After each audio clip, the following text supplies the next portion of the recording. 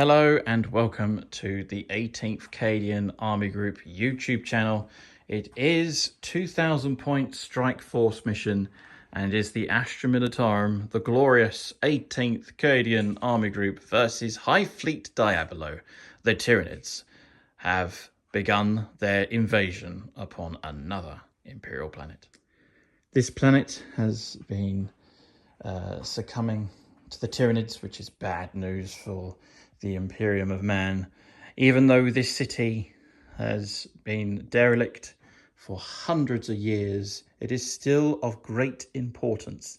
This lush green world could be devoured unless the forces of the Imperium stop the Tyranids in their tracks. The orders are simple from the High Command. It is to defend the sector at all cost. And for the Tyranids, it is as simple as devouring everything, consuming and annihilating. Right, so this is the 2000 points of Astra Militarum. We're going to go through the details now of what upgrades and equipment we have got. So we have the commander, the Castellan. He is the warlord today. He is anonymous, so no one is representing him today, sadly, but they have been distributed in amongst the other models and characters instead. So he has got the Death Mask of Oilness as his upgrade, so that's an extra 10 points there.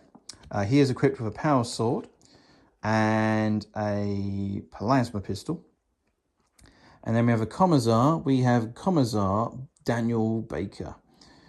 So the Commissar there, second in command. And then we have the command squad over here. Actually, he's second in command. He is a colonel. So the colonel there, he is in command. He is anonymous colonel of the army group.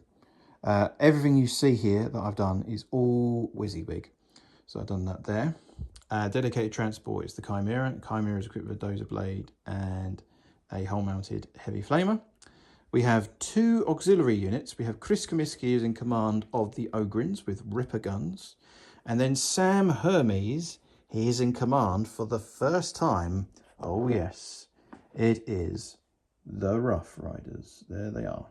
That has been painted by Siege Studios. A massive shout out to Siege Studios for sorting that out. This was my birthday present a few months ago. That Luke very, very kindly kept this secret in his pocket, but it is now been revealed for the first time on the channel. So we do have some proper auxiliary units now, and they're coming in at 70 points now. I think there's been a points reduction there, which is good news for that particular unit there. And then we have over here, we have Nate Miller. So his debut unit for the channel, he's going to try out the Field Ordnance guns. Oh yes. The Field Bombast cannons there. And then we've got, these are infantry squads, two infantry squads, one of which is equipped with a plasma gun and the other is equipped with a melter gun. And we have las cannons each of the infantry squads there. In command we have Sergeant Donald Hammer, we have Phil Marshall, who is on the channel, featured on the channel today. And then we have Matthew Reck with the las gun.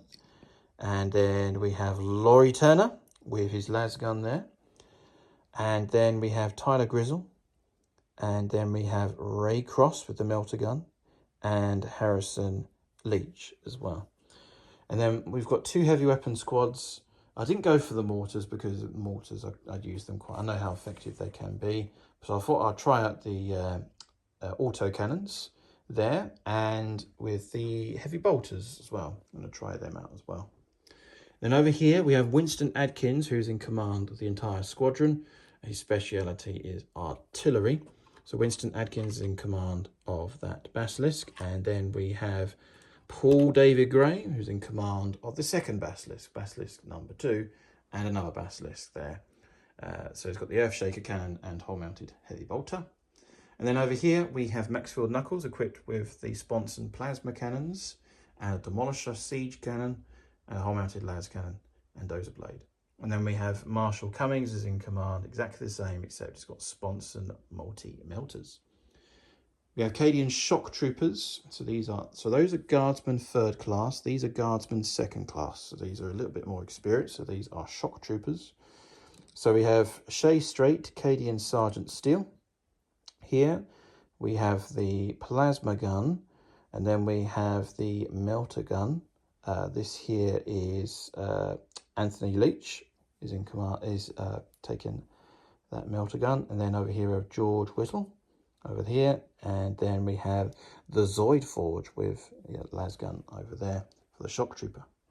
And then over here we have Sergeant Peter Nastro, and then we have Commander Baneblade, and we have the dedicated transports are the Chimeras, and last but not least, oh yes, we've got to use the Rogel Dawn battle tank. Massive fan of this beautiful tank here. So it isn't commanded by anyone. It is a heavy tank after all. It is a beast. So that there is the Rogel Dawn heavy tank. It's got the long-barreled cannon there, and then it's got sponson multi-melters and hull-mounted melter guns as well, all whizzy big, and I think it's the hull-mounted miniature, smaller version of the Demolisher cannon. So there you go. So that's 2,000 points of the glorious 18th Cadian Army Group. It's great to see these back on the channel. They are my pride and joy of the faction here. That's what the channel's all about. So there you go. 2,000 points of Astra Militarum. Cadia stands, and for the Emperor. Honourable shout out to my Patreons that are supporting me. Big thank you to all members on the channel. But these are the elite members. Nate Miller has joined the Army Group. Thank you, comrade, for your support. You are a Silver Star member of the Army Group, so welcome and thank you for your support. So that's Nate Miller. We have Winston Adkins, General Adkins at gold level. We have Maxfield Knuckles, silver level. Chris Comiskey at bronze. Sam Hermes at bronze. Daniel Baker at bronze. Paul David Gray at bronze. And Marshall Cummings at silver level. Big shout out to you special people for supporting me from the higher tiers that support me on the channel, and a big shout out for those that are supporting me for the lower tiers and on YouTube membership as well. So if you want to support the channel financially, head over to patreon.com/the 18th Cadian Army Group and do check out the tiers levels as to what the perks you have unlocked. And no matter however much you contribute towards the channel, it'll be greatly appreciated. Battle reports at the moment are sadly once a month due to work commitments and looking after 2 little younglings now. So the more patrons that support me, as simple as that, the more content there'll be on the channel. Thank you all for your understanding. And if you want to support me through Freeview, do simply hit that like, subscribe, and hit the bell button so you'll be notified of when the next battle report will be up. Thank you for watching, and let's continue on in the battle. Right, this is 2,000 points of High Fleet Diablo. But not all these models are Luke's. Some of these have been painted by Phil Marshall. Thank you, Phil, for heeding the cause of filling in the gaps for the High Fleet Diablo faction here. So Luke's done the official narrative for High Fleet Leviathan. So this is the Northern Ireland army is in Northern Ireland, of course, but this is staying here. But Phil has very kindly painted up the models that need updating for High Fleet Diablo. So they have adapted, which is what they do. Yeah. So it's incredible. So we've blended in Luke's models and Phil's brand new models. So High Fleet Diablo, is this 2,000 points on the nose? 2,005 points. 2,005 points. Oh, I'm a nice chap, so you can have the 5 points. Okay. It's a friendly 2,000 point, well, / 2,005 points. So anyway, Phil, tell us, what have you got on your list? It's a sort of a list just mixed up really to put in the models that I painted, really, just to use them. Yeah. It's probably not a very good list, but it's just using the models. But anyway, so we've got 2 squads of termagants, 20 termagants. The classic. There they are. And they have 2 of them in each squad have got the Strangleweb cannon. Those are Devourers in real life. All right. But you call them the Strangleweb. We'll count them. They are proxying. Yeah, for that. That's those. So there's 2 of those. Yeah. Then over there we have Barb Gaunts, which is one of the ones I painted. They're one of the new. Oh yes. The new ones. Very pretty. Yeah. Or ugly. Yeah, ugly. Interesting. Never fought against these units before. This will be interesting. Then there's a Pyrovore. Yeah. But it's a mix. It can have. It can either be that or a one that launches the spores. I think that might be the gun for spores. But yeah, I've just moulded it. I'm just going to call it a Pyrovore. I did fight against these against Luke's. I've only got one. Yeah. Interesting. Just did the one. I think you're probably better off with 3, but there's one just for the hell of it, just on the model. Yeah. Then there's one I have got, the Neurolictor, which is one I like. I haven't got any lictors of my own, so that's a Neurolictor. He's the new model. Yeah. Seems quite good. And then there's a Hive Tyrant. He's the Warlord. With Tyrant Guard. They're all the heavy metal models. Oh, that's the original lead model then. Yeah. Yeah. Really heavy. And then we've got a Neuro Tyrant. Yes, this is one of the new models. Yeah. I did fight against this new Xenos Fret. An absolute pain. That unfortunately I've not the Hive Tyrant is leading those, but he's not leading anything, so probably leaves him a bit exposed. I don't know. Then we've got the Screamer Killer. Oh yes, the Screamer Killer. New Screamer Killer for High Fleet Diablo. Wow, done a fantastic job, by the way. Yeah, I really enjoyed it. I followed Luke's painting tutorial, so if you find it on the channel, it's really easy to follow, and it's really good fun to paint. If you're fed up with painting armour and Space Marines and you want something a bit more, I don't know, free flow, a bit more, that's real, that you can do what you like with a little bit. You can put the slightly different feel to it. Yeah, it's really good fun. Yeah. So that was enjoyable.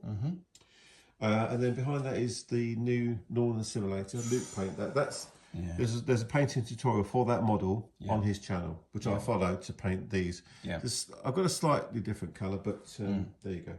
Yeah, they do vary. Yeah. So that's the Norn Assimilator. Then there's Turbigon. Turbigon, yeah, classic Turbigon. Exocrine, yeah. And two Tyrant effects with rupture cannons. Yeah. Yeah. Oh, I know the names, don't I? You know they're yours. So that's it. So that's 2005 points. 2005 points, yes. So at the moment, Phil said to me that he's painting a couple more of these. Yes. For the Adopt a Tyrannifex campaign. Sounds so cheesy. But anyway, that's Luke's channel. I've donated Magnetron to the channel, but he hasn't even magnetized it. So why is it called Magnetron? But anyway, it doesn't matter. I gave him the Tyrannifex. He wants more anti-tank. So if he wants more anti-tank, I'll paint more anti-tank. So I'll do a company of Baneblades. How about that? Just to take them on. Yeah. Keep the narrative going. So here we go. So that's just over 2,000 points of High Fleet Diablo. Yeah, I think one of them has got a what do you call it? Enhancement. Oh, upgrades. Yeah, the Hive Tyrant has got the perfectly adapted enhancement, which once per turn I can reroll 1 hit roll, 1 wound roll, 1 damage roll, 1 advance roll, 1 charge roll, or 1 saving throw made for the bearer. Okay. So that's on the Hive Tyrant. Right, okay, that's for the Hive Tyrant there. So that's the lists. Next up, scenario and deployment. Right, choosing the scenario and the deployment. So we are using the Maelstrom cards here for this particular scenario. So Phil is going to do the great honour of taking the cards. These have all been shuffled behind the scenes. They have. Deployment? Deployment is Crucible of Battle. Crucible of Battle. There you go. That's what that will look like there. Interesting. Don't think I've done that one before. Primary mission? Primary mission. Sites of Power. Sites of Power. I don't think I've played this one before. There is great power for those bold enough to claim it. How befitting. Objective markers in No Man's Land are sites of power. At the end of each command phase, the player whose turn it is empowers all sites of power, and they control one or more character models from their army within range of each site of power remains empowered by the player, while one or more of their character models remains within a range of it. So in the second, third and fourth battle rounds, at the end of each player's command phase, the player whose turn it is scores victory points as follows, up to 15 per turn. 3 victory points for each objective marker they control. 3 victory points for each of the power they have empowered.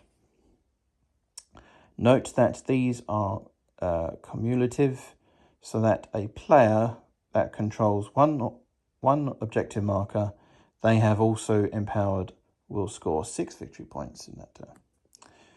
And in the 5th battle round, the player whose turn has the first scores victory points as described above.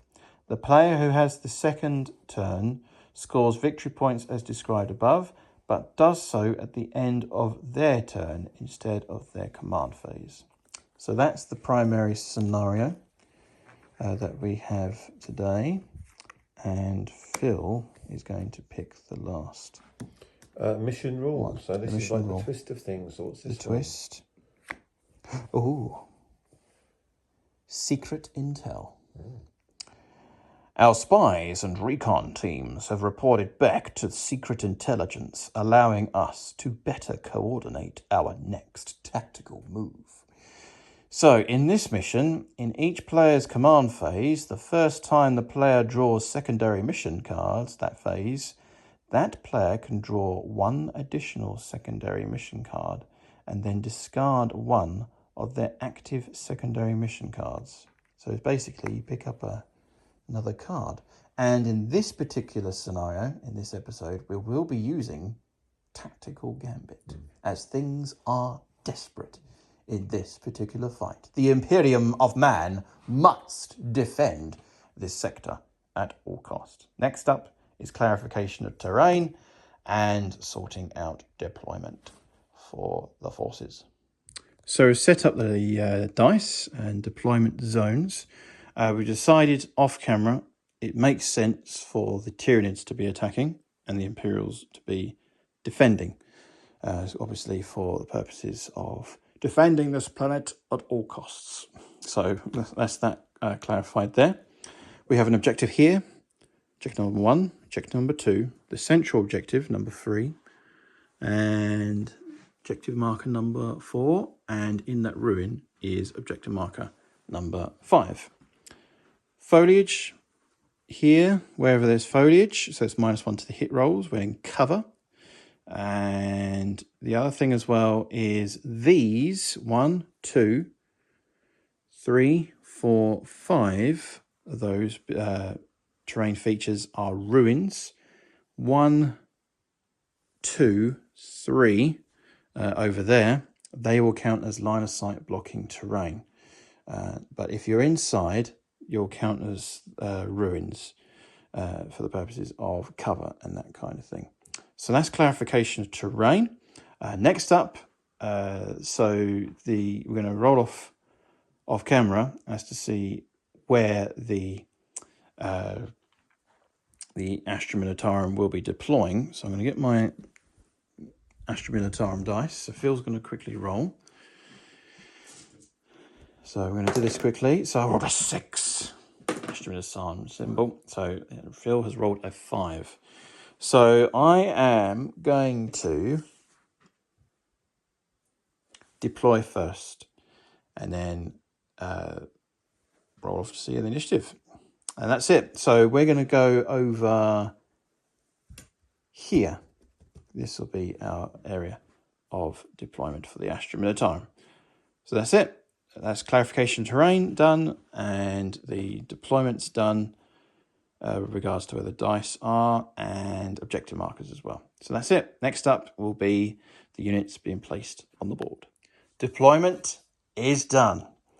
It's quite tactical thinking, actually. It took a few minutes to decide where to place the models very carefully. So starting off from the Astra Militarum perspective, so of course Games Workshop do bias towards the Imperium. Notice for the graphics as well. So we have a Lehman Russ Demolisher securing the Astra Militarum's right flank. And then we have the two Chimeras over here to try and get out of line of sight. So the Warlord is inside this one. The Commissar is in that one. And then the Colonel is over here with support for the field ordnance guns and basilisks. We then have a unit of heavy weapon squad of heavy bolters, an infantry squad over here. Deployment is finally finished. Lots of tactical thinking behind the scenes. Took a few minutes to decide where to place the models very carefully. So starting off from the Astra Militarum perspective, we have a Lean Rust Demolisher securing this flank over here. The two Chimeras are deployed at the front.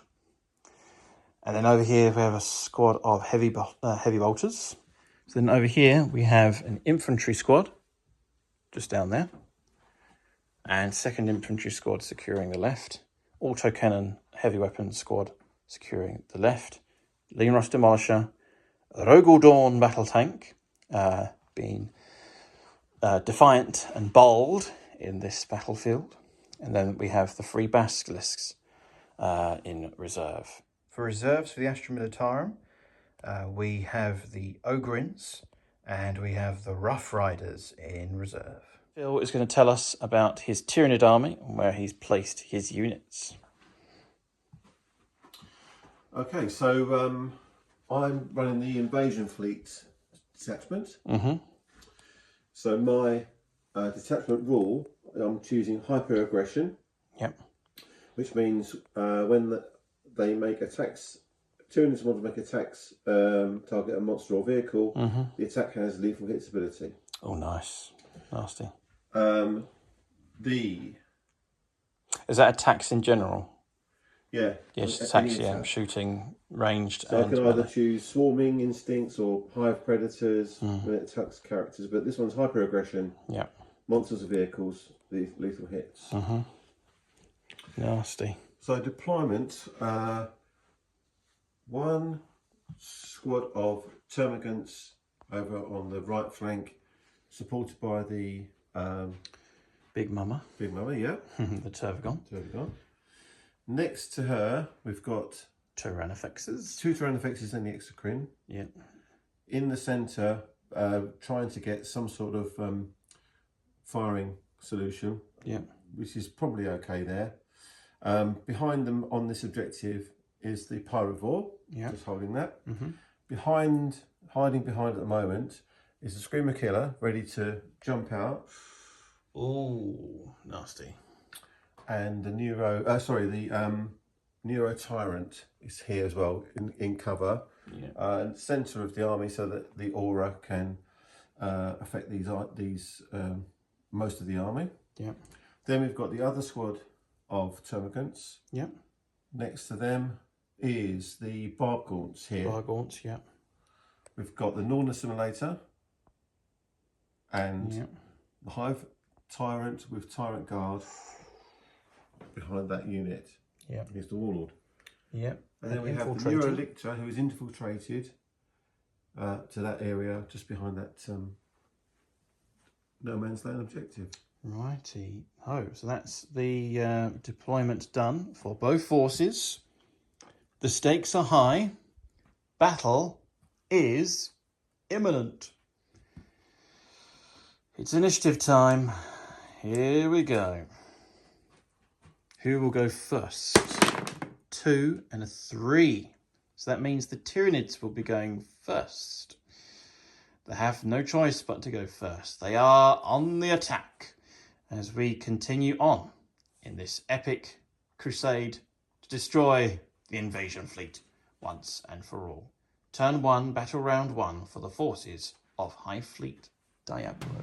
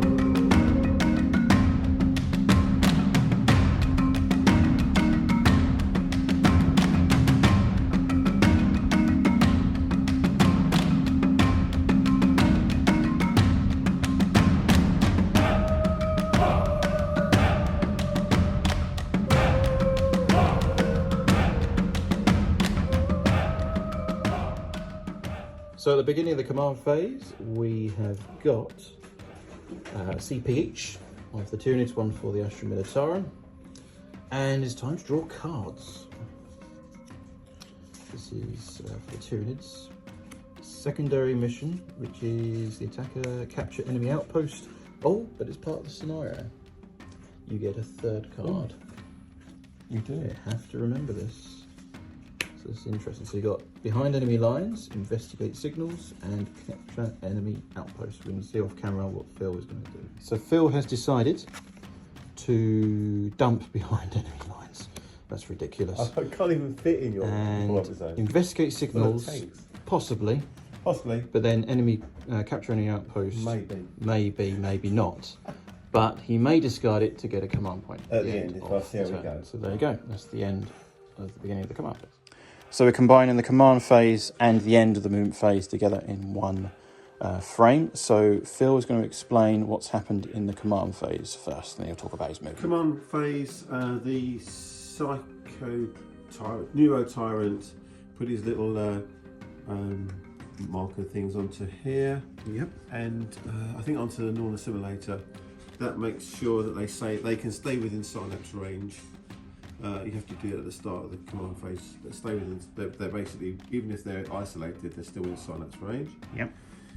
The Northern Assimilator selected that target, objective that you can see in front of you with the dice on. Okay. Yep. He selected that to be his what's it called? Singular purpose target. And he's going to until the end of the battle. While the model's within range of that objective, he's got a feel no pain of 5+. Oh, okay. OC 15. OC 15. Yeah. Okay, so there's going to be really, really hard to budge off of that objective there. Those were the things done. So that's in the command phase. Yeah. Now we're going to go and describe what's happened at the end of the movement phase for the Tyranids. But at the end of this movement phase, I will overwatch with a particular unit of my choice. So here we go. So we're going to talk about your movement, Phil.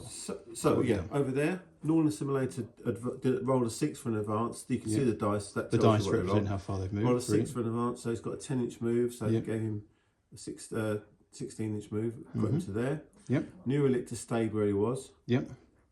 A Hive Tyrant and the Hive Guard both rolled 6 for advances. They shot around the corner. Brilliant. Bit slower here. The term guns only rolled a 2 for their advance, so they scuttled up a little bit further. Barb Gaunts moved their normal move and stayed still. Yep. Not stayed still. They've moved a bit. Yeah, normal move. New Elictor has got the fly keyword. Did an advance move of 4. It went from here to there. Yep. Brilliant. The Tyrannid stayed still. Yep. Stayed still. Yep. normal move. Yeah. Oh, sorry. Yes, normal move, I think. Okay. Didn't advance. Normal move. Normal move. Yeah. The Turbigon did an advance roll, 5 of 5. Yeah. These gaunts did an advance roll of 3. Yeah. So those are Termagaunts. Classic Termagaunts there. They've scuttled around on the right. Screamer Killer did an advance move of 3. There's the Screamer Killer. Came around from behind the block into here. It's a beast. And the Pyrovore did an advance move of 4. Excellent. Heading towards the corner to do investigate signals. Brilliant. Secondary mission. And that is all the movement. That's all the movement done for the Tyranids. We're going to go on to Overwatch, and I'm going to select a target. Right, I've selected a target that's within 24. The Rogel Dawn battle tank is going to shoot all of its firepower into the exocrine. We'll fire its primary weapon first, the oppressor cannon, which is it's D6 plus 3 shots. 2. Okay, so that's 5 shots. Spent my CP. So hitting on 4s. Overwatch. 6s. Yes, take that back. Of course it is. It's 6s to hit. 6s to hit. And that is a miss. Next up is the multi-melters. Hitting on 6s. None. This is not good. Next is the pulverizer cannon, which is D6 shots. 6 shots.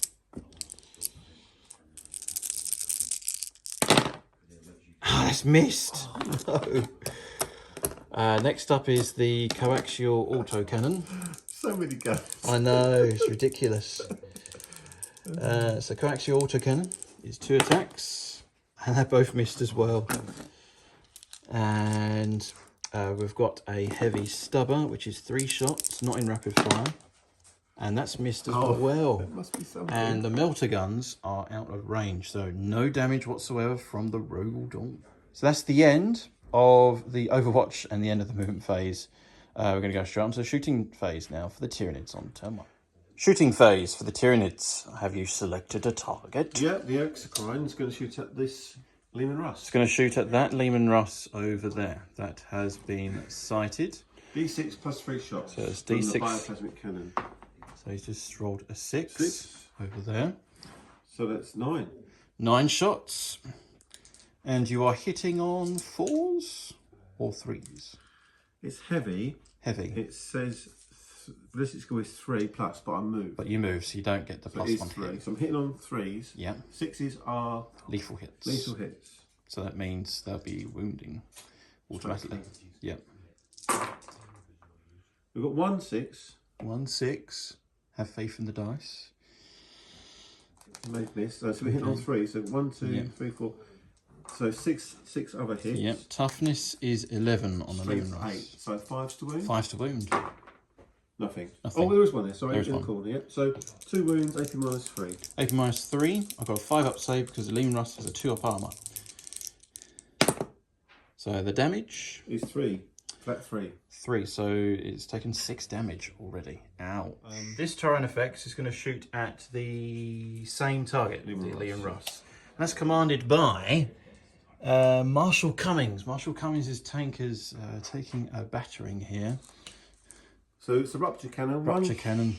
2 shots. Heavy. Yep. Ballistic score is 3 plus, so I hit on 2s. You hit on 2s because you stood still. Yep. They both hit. One's a 6. That's doesn't also make any wounds. difference. No. Lethal hits against vehicles. Lethal hits against vehicles. Yep. You know my army rule better than me. Yep. Lethal hit against vehicle. Yep. And then this is rolling to wound. Well, it's strength 18. So toughness 11, so you'd be freeze. And it's wounds. Both wounded. These are AP minus 4. AP minus 4, so I have got 2 armor saves of 6 pluses. I need glory, so I need Patreons here. Calling upon a Patreon here. I'm going to call upon... Oh, they're all so helpful. Come on, Chris. Chris Comiskey. This is Chris Comiskey's moment of glory. He's a Bronze Star member of the Army Group. Get boxcars and I'll be happy. Oh, it's a double 5. Ooh. It's not quite enough because AP -4. Yeah. There's no cover, and it is 4d6 damage. Yes, it is. Yeah. So you need 7+ with 4d6. And yeah, it's gone. I can tell straight away. 18 damage. 18 damage. Does it detonate?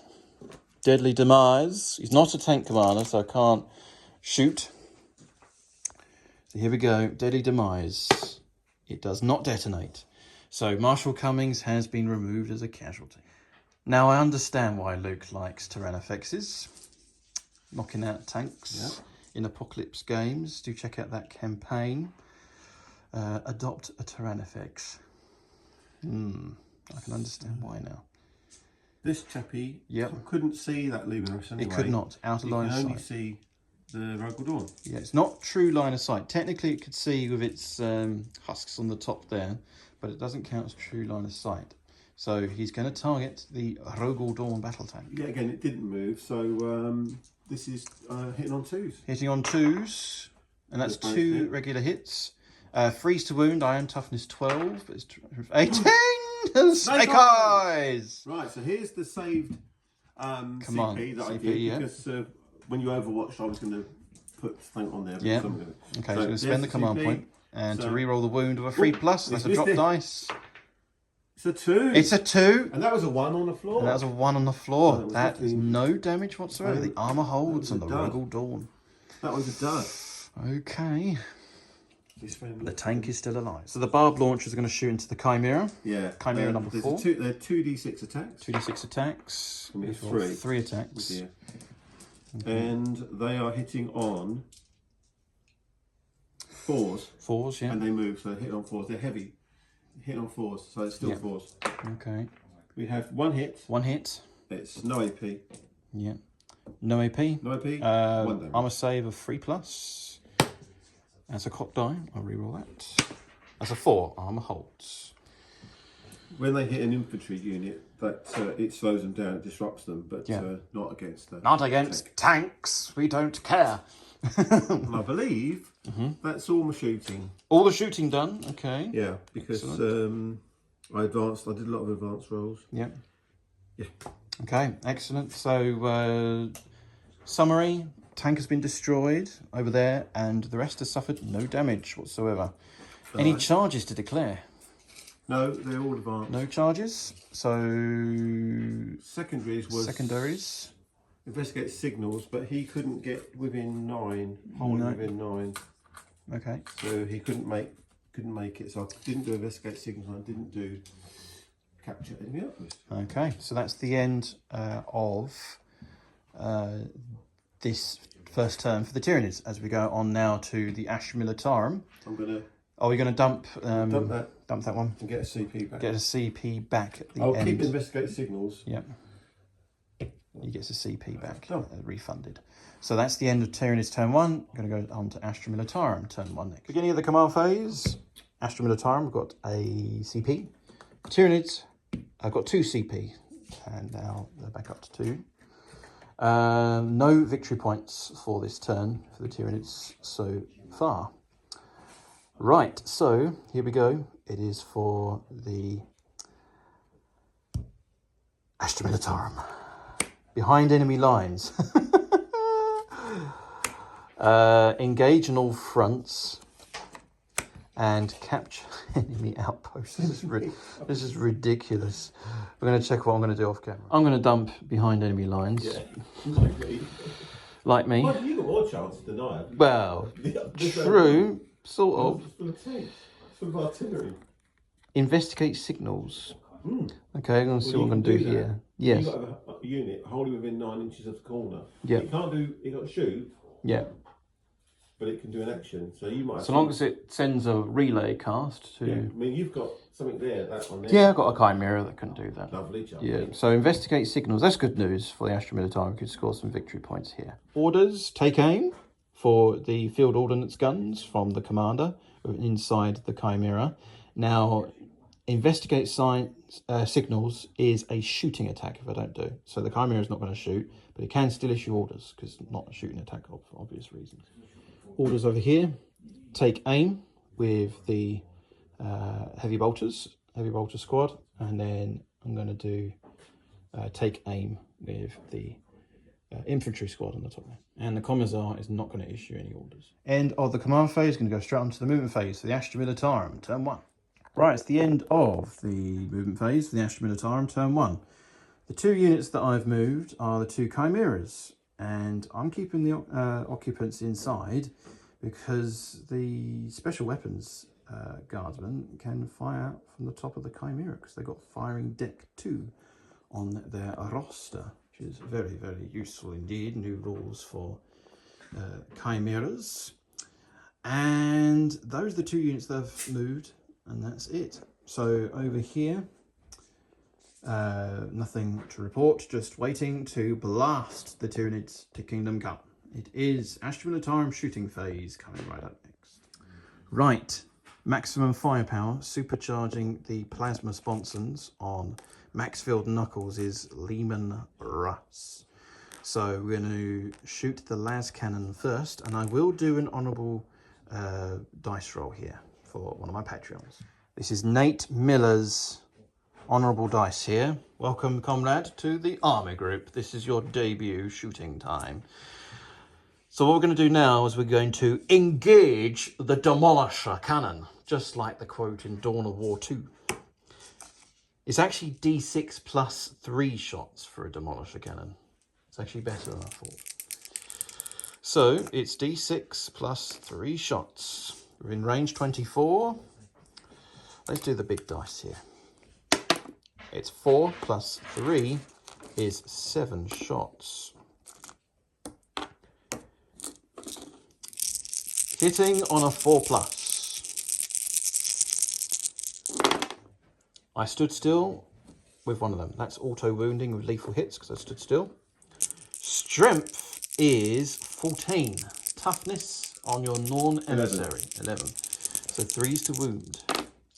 And they've all wounded. 5 wounds at AP minus 3. It has a 2-up save. Minus 3, but you are in cover. I will give you cover. So 4s. So 4s to save. 5 dice at 4, yeah? 5 dice at 4 plus. Only save 1. Only save 1. It's D6 damage each. How many wounds have you got? 16. 16. Okay. So, do I re-roll the 1 for a CP? It is important. I'm going to spend a command point to re-roll the 1 for the damage. Oh, it's a 6 as well. So that there is 17 damage, unless he makes 17 rolls of feel no pain of, is it 5 plus? 5 up, yeah. 5 up, feel no pains. 3, 6, 9, 10, 11, 12, 13, 17. So 17. So this is an important roll. Here we go. That's a good roll, actually. I have to respect that. 10 damage. 10 damage. 7. So, yeah, that could have died in one shot if it had not been for the feel no pain ability. However, it is not over yet. I have got my hull mounted las cannon. That's a 4 as a hit. This is still Nate Miller's glorious moment here, even though he is a Tau player. Strength is 12, and 11. That's a 5. It's AP minus 3. Just taken here. Las cannon is strength 12. Yeah, AP minus 3. Cover? You will get cover. Yeah. So that's 4 up again. 4 up armor. No, it's D6 damage. 2 damage and 2 5 up feel no pains. 1. 1. Okay. So how many wounds you got left on the? 11. I've got 5 wounds left. 5 wounds left on the Norn enemy. I almost tripped over the charger, just to let you know about what happened then. Plasma cannon sponsons. Here we go. So it's 2d3 shots supercharging. Okay, that's 5 shots with the plasma cannon, supercharging. Oh wow, that's 3 lethal hits and a hit. Strength is 8. Your toughness is quite high, I It's presume. 12. 11. Yeah, 11. So 2 is a failure. So there's 3 armor saves of AP -3. Each does 2 damage. With cover? You will get cover, yep, so it becomes AP -2. Again. 4s again. This time I've saved 2. And that's 2 damage, and you got 5 up feel no pains. No, those 2 damages come through, down to 3 wounds. Oh. Yeah. I have got... When this model has 1 to 5 wounds remaining, each time... Oh, that's the other way around. Sorry. Okay. So I'm bracketed for my attacks. Yeah, and I've got to do my gets hot roll now. Apologies. So it does get hot, so I lose 3 wounds on that Lehman Russ. Chimera, but it's not the Chimera, it's the occupants inside with the 2 firing deck roster. So the melter gun and the plasma gun supercharging into the Emissary. Sorry, not Emissary, Assimilator. Emissary has 2 and a half. So melter gun first, hitting on a 4+. That's a hit. Strength is 9. Toughness 11. 6 is a wound. AP -4. You do get cover. So 5 up then. 5 up. 2, 3, 4, 5. No? No, it's D6 damage. D6 damage. 3 damage. You've got 3 wounds left. Save 1. Save 1. He's got 1 wound left. Ooh. Now the plasma. It's all about the glory. We pre-measured off camera. It is just about in rapid fire range. Hitting on 4s. They are not lethal hits because I moved, but that's 2 hits. Strength is 8.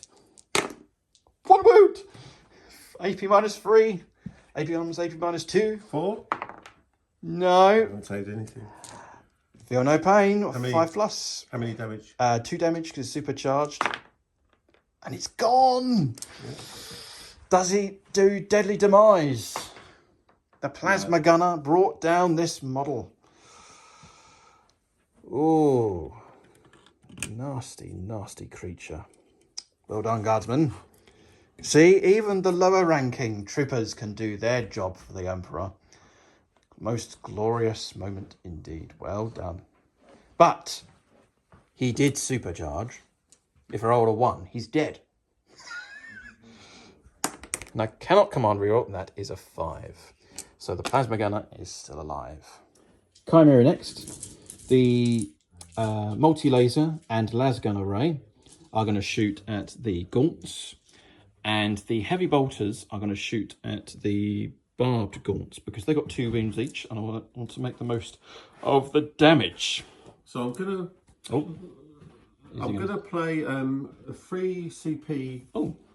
The Hive. No, is it Hive Tyrant? Hive Tyrant. The Hive Tyrant, yes. Let's excuse me reading all these rules. Hive Tyrant can grant a friendly Tyranid unit within 12 inches of him a stratagem targeted for 0 CP, even if another unit has been already targeted.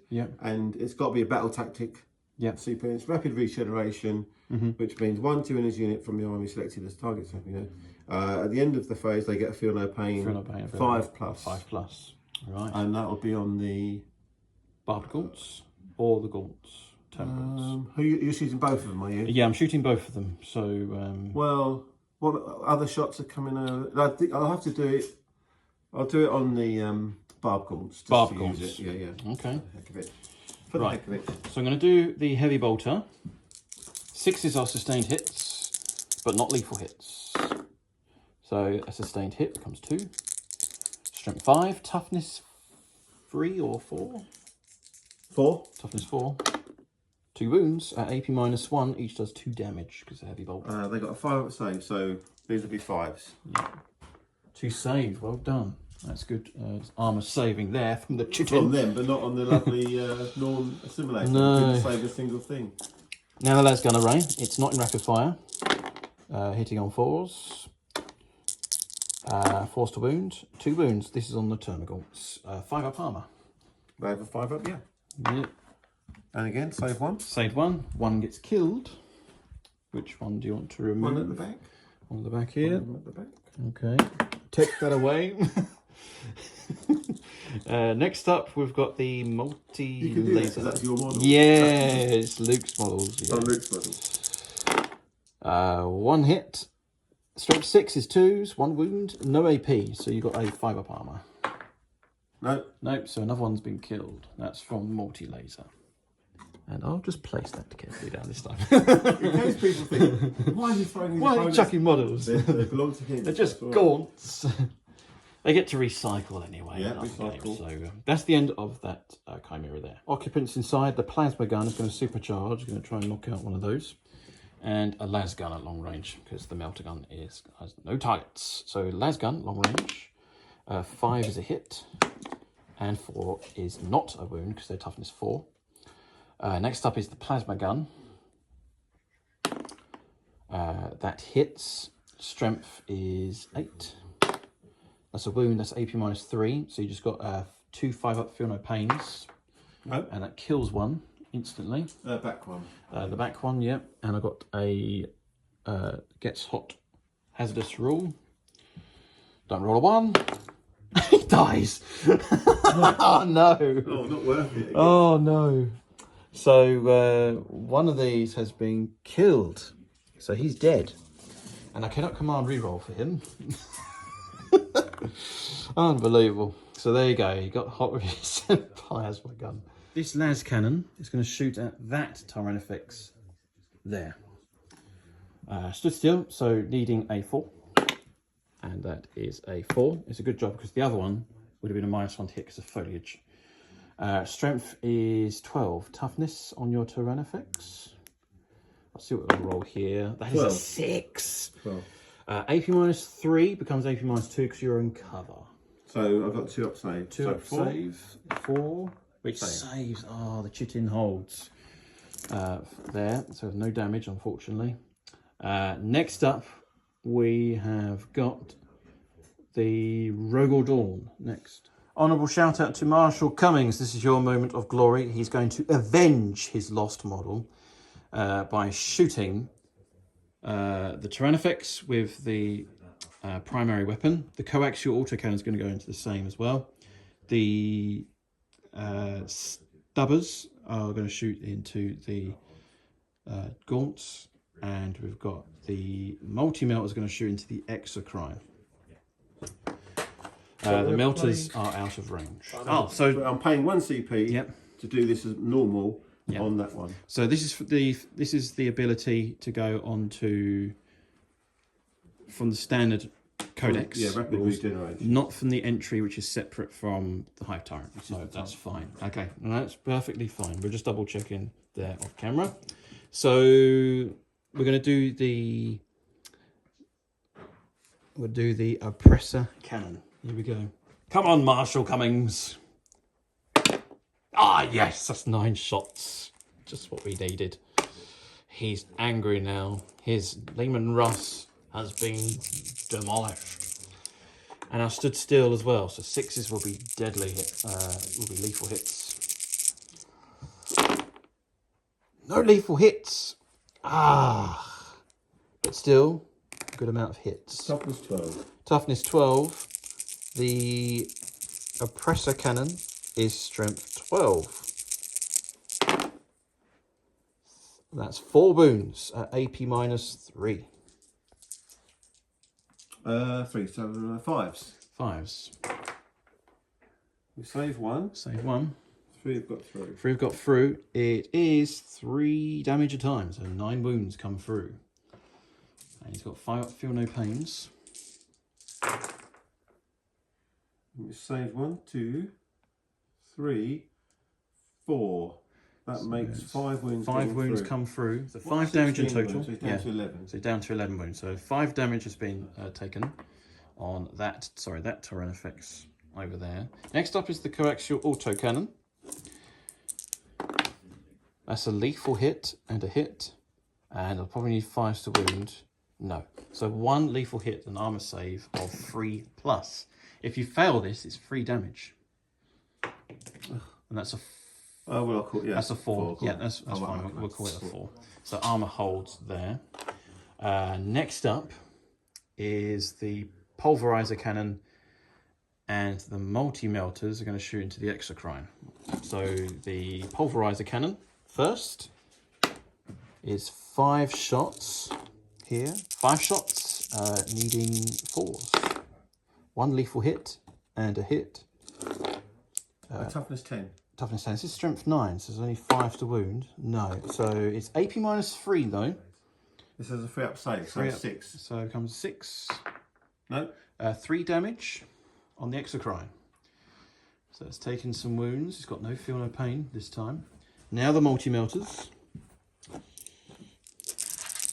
4 shots. 2 lethal hits and a hit. And a 1 is a failure. So that's AP -4, which will go straight through your armor. And it's 2d6 damage. That is 5 damage. 5 more damage comes through against the exocrine. Heavy weapons squad of autocannons, 2 of which have line of sight to the exocrine, just over there. And there's 1 autocannon just over there. It's going to shoot in, has to shoot at the gaunts over there, because it's the only thing that can see. So we're going to be doing 4 shots against the exocrine. These are heavy, so we're hitting on 4s. And I stood still. 1 lethal hit comes through and 2 hits. Strength, I think, is quite low, so 5s to wound. There's 2 wounds though. AP -1, each does 3 damage. 3-up save, so 4-up save. Yep. Oh, cover. Yes, you got cover. So go back to 3-up. Yep. 1's saved, 1's gone through. So 3 damage comes through. That's against good shooting from the heavy weapons squad over there. Next is the other autocannon, just to knock out the one of those termagants. 1 hit. 2 is a wound. It's high caliber. AP -1. You will get cover. You will actually get an armor save as well. 5. No. And no, it just splats 1. And just kills 1. And 3 shots with the las guns. So they're in those ruins and I'm in those ruins. Yeah. So that means we can see each other. We can see each other. Because we're not behind it. We're not behind it. That's it. Cool. So that's actually 2 lethal hits. You've got 2 cover saves to make of 4+. They're a 5-up save. Yeah, but you're +1 in cover, aren't you? Right, okay, so yeah. There's no AP, right? Okay. No AP. 2 and 2 6s, boxcars. There you go. So little things are saved. Little things are done over there. And I'm going to do the infantry squad over there next. 5 las gunners are going to shoot over against the gaunts. That's including the heavy weapons team. Stood still, so 1 lethal hit. And 2 more wounds. So 3 wounds are 3 saves of 4 points because you're in cover. And that's 3 gaunts dead. Good shooting, guardsman. Plasma gun not supercharging. And that misses. And las cannon against the Tyranifex. I did declare this off camera. And 2 is a miss. So no damage against the Tyranifex. Right, Winston Adkins is Earthshaker cannon. Just going to plop a shot over against the exocrine. So it's D6 plus 3 attacks. So it's 5 attacks. The heavy bolter is out of line of sight.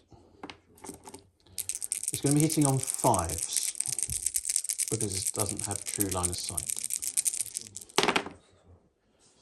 5, 1 hit. Strength is 8. So it's going to be going on 5s. And 5 is a wound, actually. And this is AP -2. So 5. Yep. 3 plus 4. Yep, becomes a 5-up save. No? And that's 2 damage. He's on 1 left. Yep. 1 wound left. Take that back, we check the rules. You do get a cover save because indirect fire. So no damage from that Earthshaker there. However, this one does have line of sight, the Anonymous Basilisk. So gonna call upon a patron here for hero. Hold it right there before you comment below, people. I rolled a 4, didn't I? And it counts as heavy. So I get an additional roll to wound because I rolled a 4 out of my 5 dice. So needing a 5+, which doesn't. So it doesn't affect, no damage whatsoever on the Exocrine. Basilisk number 3, Anonymous, does have line of sight into the Exocrine. So D6 plus 3 attacks. And I will call upon a patron here. And we're going to call upon the specialist, Winston Atkins. Artillery specialist that he is. So it is D6 plus 3 shots for the Emperor. Okay, it's good. 7 shots. His heavy bolter, I think, is in range as well. So Earthshaker hitting on 3s because it's heavy. Stood still. 2 lethal hits here. And another 3 hits. 5s to wound though. So 3 wounds in total at AP minus 2. So you got an armor save of 5+. No. And it's gone. Deadly Demise. Does it detonate? Well done. No. It does not detonate. And the Exocrine has been removed from the game. Paul David Gray's Basilisk has got a range of 240 inches. It's going to shoot into the I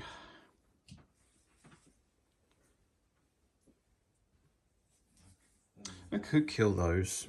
I think it'd be an easier target. Just delete them. Oh, it's new model syndrome, isn't it? What's new? Your new models you painted. Where? Oh, the I'm being cruel. Oh yeah, them. I don't care. They're horrible. You don't? Oh, you don't care? Oh, they're all right. Okay, fair enough. They're the worst model I've ever seen. Really? Yeah, awful model. Awful model. It is. They're really flat, and they're a flat thing, and the guns are flat. Yes. You stick them on the side. Weird Tyranid technology. Yeah, not very good. So this is. Sorry, Sorry. No, it's Tyranids. They're supposed to look ugly, aren't they? But they're rubbish. So next up is T6 plus 3 shots. Calling the Tyranids ugly here. 5 shots plus 3, which is 8. 8 shots, eh? Doesn't. I can't see you, but I'm still hitting on 4s heavy. 2 lethal hits as well. Strength is 9. So that's another. Oh, there's 2. That's actually all wounded. So that's actually AP minus 2, and you do get cover. So AP minus 1, 2 down to 1. Down to 1. You do get cover, yeah. Yeah. So they've got a 4-up save. So that's a 5-up save. Yeah, 5-up save. How many? 6. 6 in total. Yeah, each does 2 damage. 6 5-ups. Well, I've saved 1. Save 1. Do you have feel no pain? Yeah, it's still carrying on. Yeah, still carrying on. Feel no pain. Yeah. So 10 wounds of feel no pain. Yeah. Hang on. How many wounds they got each? They got 2 wounds. I'll do it 2 at a time then. 2 at a time, yeah, because of the models. One's dead. Yeah, one's dead. Killed one. Second one. One was on 1 wound. One's on 1 wound. And now he's dead. Now he's dead. And another one's dead. So that's 3 that are dead. 3 dead, left. And there's 1 left. Hey, 5 and 6 still alive. So you want to keep the front ones alive. Yeah. So there you go. They're not bad models. They're not bad. Well, no. But there's a variety though. It's a different choice for Tyranids. They are adapting. So did you want a wound token on there as well? He hasn't got any wounds. He hasn't got any damage received. No, damage brilliant. Okay. Well done. There you go. So there's just 1 of those neuro gaunts left. No, barb gaunts. Barb gaunts left. I've got to fire the heavy stubber on the gaunts. On the gaunts, yeah. Phil's allowed me very kindly to shoot through that. And that's one lethal hit and another wound. You do get cover, so you get 5 cover because AP -1, 6 is a save, and another kill for one of those termagants. And that's one there. It's dead. The first bombast field gun, it's blast targeting those termagants. So it's 3 plus D6 shots because it's more than 10 models. It's only 1 attack. So is it heavy? They are heavy as well, hitting on 3s, but -1 becomes 4s. So 1 lethal hit though, and that becomes sustained hits 1 as well. Okay, and that's that there. And his strength 7, so 2s. There's 2 saves of AP -1, but you do get cover because it counts as out of line of sight. 2 6s. 2 6s, got the 2 box cars. Next up is the same, rinse and repeat, 3 plus D6 shots. Only 2. So 5 shots this time. 2 lethal hits and a hit. Does wound. And actually I get 2 more of these dice because the sustained hits under the influence of an order from the commander. And actually that's just rolling to wound. So those are all wounds. So that's 5 wounds of AP minus nothing because you're in cover. Because from its outline sight. It's a 4-up save, is it? Termagants? Yes. No, 5. You're in 5 up armor, but you're in cover. Yeah. So 2 more dead then. Or 2 more. 3 saved and 2 get. Yeah. 2 through. more get killed. They're dead. And I think that is the end of the shooting. And we've done the charges. There's no charges declared. We're going to calculate victory points next. End of the battle round. You've got no battle shock to do. Yeah. Oh, you've got 1 over there. Yeah. They are leadership 8. Leadership 8. 11. And they are fine. They're okay. They don't care. And those have taken damage, but I think the Hive Tyrants. The Hive Tyrant's right next to them, so I think they ignore. You only have to get down half. I have to get half to battle shock. To battle shock them. Okay, that's it. That's battle shock done. Next up is investigate signals. Yes, I've achieved that for the Chimera. So that's mission accomplished there. So that's 2 victory points for the Astra Militarum. So 2 victory points here. I'm going to refund capture enemy outpost, but investigate signals has been achieved, and I do get additional command point, which I've already done. That's all done there. So so the final score at the end of the first battle round is 2 points to 0 for the Astra Militarum. And we're going to go on to a new battle round. It's battle round 2, turn 2 for the forces of the Tyranids. Beginning at the command phase, I get a CP, and you've placed your CP there as well. Phil's going to draw his cards and see what he's got. So I get to choose 3 now, don't I? So that's discarded, and that's been achieved. No, that's, So I've got 1. I pulled 3 and put 1 back, don't I? Yeah. With the new. With this. Does it mention that you have to get rid of all your cards? No, you just keep that one. I'm keeping. Yeah, just 1 card at a time. Out of these 3, yeah, out of those 3. Yeah. So bring it down. So you got bring it down. No prisoners. Well, definitely keeping that. And assassination, killing characters. Where are your characters? They're inside. Inside the vehicles at the moment. That's the one that's gonna go. That's gonna go. Not having that. Okay. No, we're going to stick with bring it down and no prisoners. Bring it down and no prisoners. You're going to stick with those objectives. Command phase for the Tyranids on turn 2, battle round 2. What are you going to plan, Phil? So in the command phase, the Neuro Tyrant has put his Neuroloids, 1 onto the Screamer Killer and 1 onto the Hive Tyrant. Okay. So they count as being in Synapse range, whatever happens. Okay. For this turn. Yep.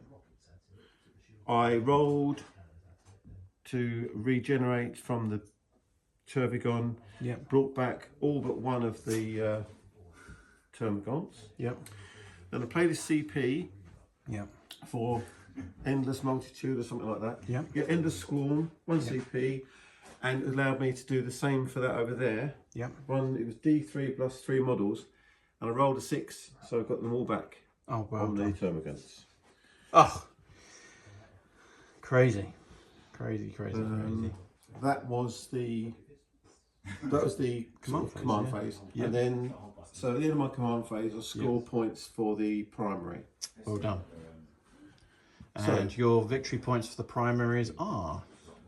It says here, if you control a objective in no man's land, which you do, you get 3 points. Yep. If it's controlled, if it's sites of power, if it's empowered by a character model, you get further 3. Yep. So this is a character. That's a character model. Yeah. So that's worth 3 plus 3 is 6. 6 victory points.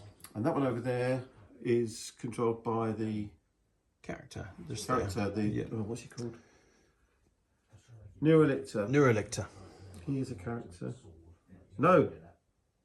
Is he a character? No, he's not. He's not a character? Sorry, no. No? Oh, no. Infantry, Great Devourer. He's not. No, he's not a character. No. Was the Norn? No, I think the Hive Tyrant. The Hive Tyrant. So the Hive Tyrant. He controls it for the 3 points. Yep. Because he's on it. Yep. So you got 9 in total. 9. Yep. 9 points to 2 for the Tyranids. The Tyranids are back in the lead. As we continue on in the movement phase next. End of the movement phase for the Tyranids on turn 2. So before you do that, should have done this at the command phase when he was stood there. He's got this guy's within 12 of him. I need to make him make a battle shock test. Oh, battle shock test. Yes, I got to get over my leadership, which a Chimera is leadership 7+, and that is a 4, which is a failure. So that Chimera is battle shocked. Is that the white dice? Yes, that's the white dice. Yeah. So that represents morale is quite high. So that's battle shocked there. Carrying on the movement phase. So Phil, tell us your summary. Termagants rolled a 6 for the advance. Well done. Got to there. Yep. The Neurolictor just moved. Yep. Onto the objective. So he's got stealth. He's got lone operative and stealth. So you can only shoot him if you're within 12 inches. Yep. And if you do shoot him, he's -1 to hit. Yep. And if you're, there's something about being battle shocked as well, which I think is another -1. Hive Tyrant just did a normal advance with the Tyrant Guard to here. Yep. Neuro Tyrant stayed where he is. Yes. I'll get down there. Board for later. Yeah. Tyrant Effect stayed where it is. Tyrant Effect stayed where it is. Yep. The Pyrovore has moved into the corner to do investigate signals. I see him over there in the camera. Interesting. The remaining Barbgaunt did a 4-inch advance move and has gone to near that objective. Excellent. Well done. It should have died, but it's still alive. Screamer Killer did a 5-inch advance from here to here. Yep. The Termagants did a 2-inch, 2-inch. They rolled 2 for an advance. Yep. So they moved on to here. The Tervigon did a normal move to there. Brilliant. Okay. That's it. I am going to save my CP this time for Overwatch, so we're not going to do that in case you decide to charge. So so next up is the shooting phase coming right up for the Tyranids on turn 2. Yep. I'm going to shoot the Termagants into the infantry squad. Infantry squad. Yep. They have lethal hits ability. Yep. Brilliant. This is the Tervigon. Okay. So get those dice out and start shooting. Okay. So you've got 18 shots, hitting on 4s. 6 is a lethal hits. Strength is 5, toughness 3, so 3 to wound. That's a few failures, and that is 6 saves. I get a 4 cover save for infantry in cover. I save 3 of them. 3 have been slain. So taking away this model, This model, I'm trying to keep the characters alive as best as possible. 2 Strangleweb. These are Assault, Devastating Wounds and Torrent. Ooh. So they ignore cover. Ooh. 18-inch, D6 shots each.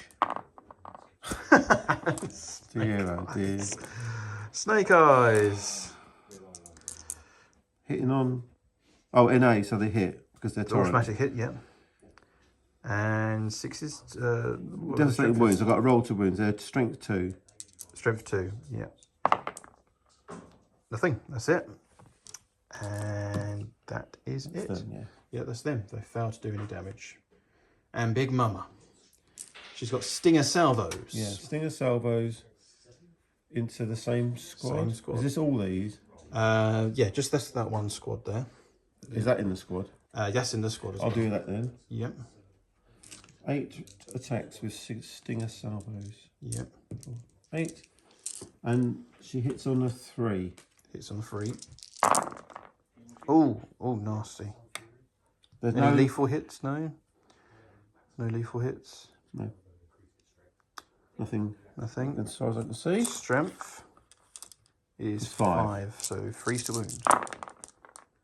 And that's 3 saves of 4+. Is it AP -1? No, AP, no. 4 to save. Another one goes down.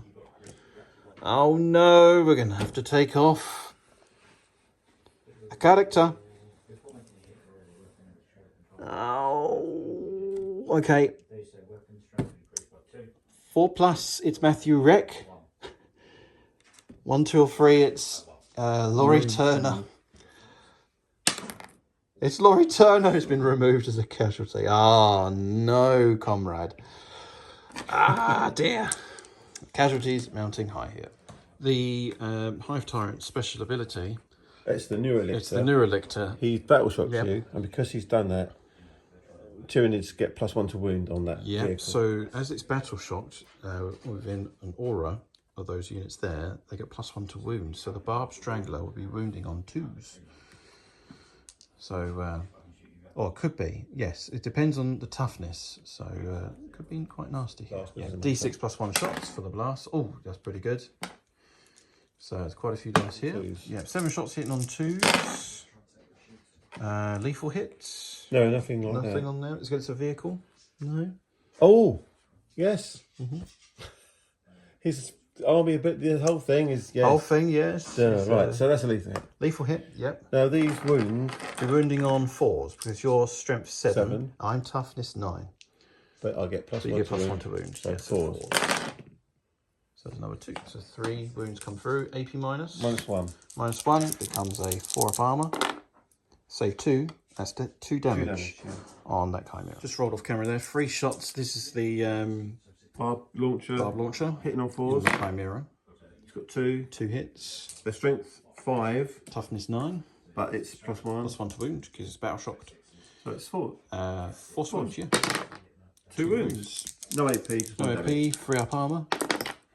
I saved 1. 1 comes through, so it's down to 8 wounds remaining on this battle shocked Chimera. This Tyrant effects over here is going to shoot into that Chimera. 2 shots with the Rupture Cannon. Stood still, hitting on foliage, so it's going to be -1 to hit. So hitting on 3s. 2 hits, well done. Strength is 18.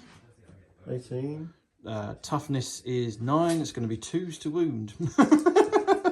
But yeah, +1 to the roll, but it doesn't matter. Doesn't matter. 2s to wound. Caliber the one. Oh, 1 has failed. CP it. He's going to CP it. He's complaining. Don't roll a 1. Pressure on. Right, there you go. Right, so it's AP -4. Yeah. Do I get cover? Well, you got the cover for the shot with the foliage. Yeah, so it was the +1 to hit. That was the +1 to hit. So it comes through, so you do your damage. D6. 2d6 each, so 4d6 damage total. You need an 8+ with 2 dice. 4 dice. You definitely do. Yeah. So does it detonate? It does not detonate, and I have got occupants inside. I have 10 occupants because I think the Plasma Man... No, that was from the other Chimera. That's this one. So I've got 11 guys in here. Because a Chimera now, I think he has a transport capacity of 12. Which is a good move, actually, because it allows to fit characters inside a Chimera. One's a model slain. I have lost 2 guardsmen. They've gone. That's a lot of 6s there. These 2 are killed. The rest disembark. Tyranid shooting at the Rogel Dawn battle tank. And I will spend a CP to deploy smoke launchers. Hit on 3s. Hit on 3s. He hit already. Sorry, yeah. Yeah, 2 hits. Freeze to wound. I am toughness 12. And that is 1 wound. AP minus 4.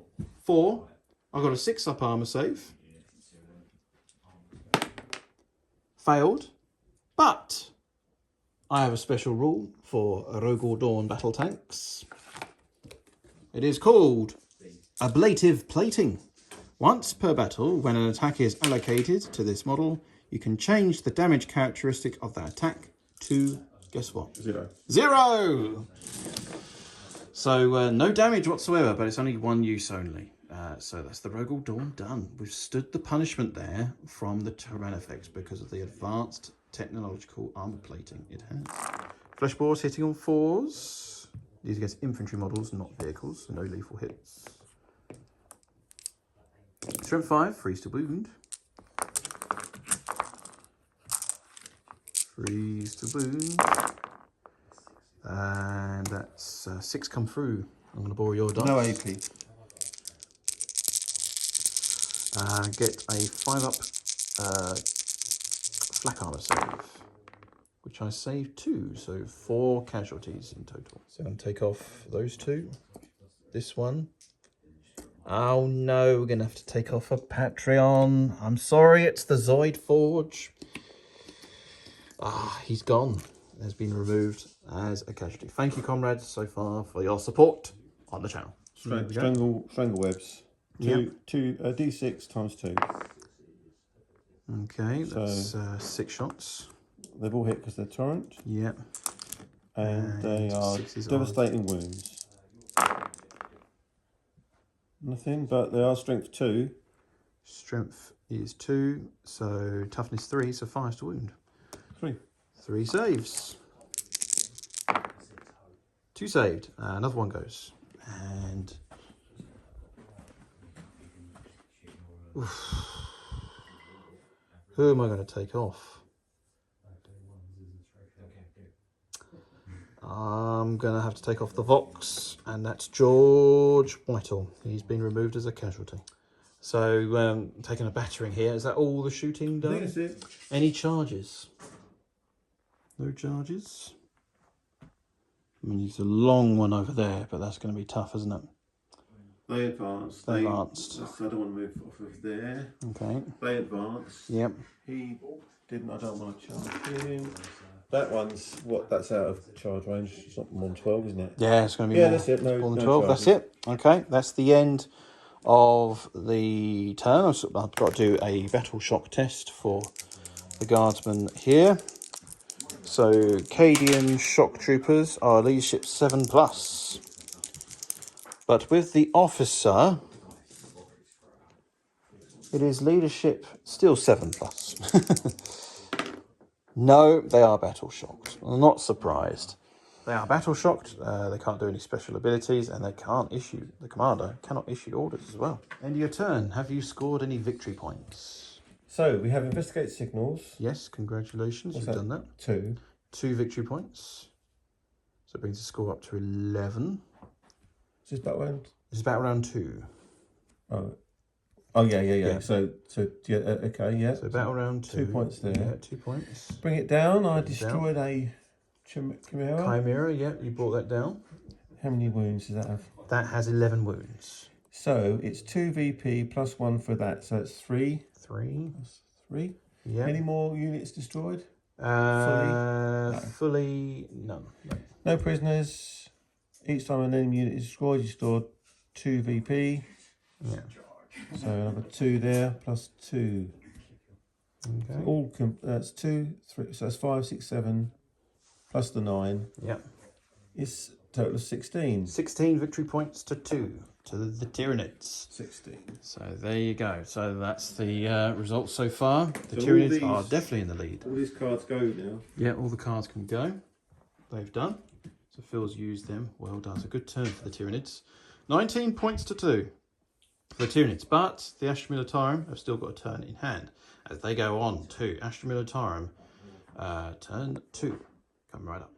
Oh, something's happened. Shadow in the warp has been activated. Now, what does that mean? That means all your units have to take a battle shock test. Oh, really? Yeah. Right, here we go. And it's worse than that.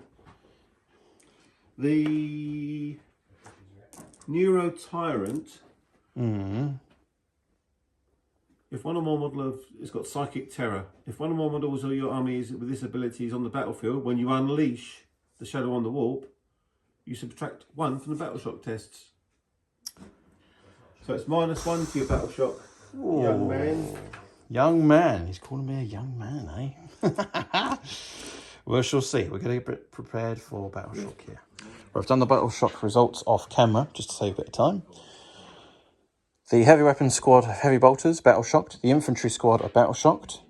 The infantry squad here are already battle shocked from the last turn. The field ordnance guns sadly are battle shocked.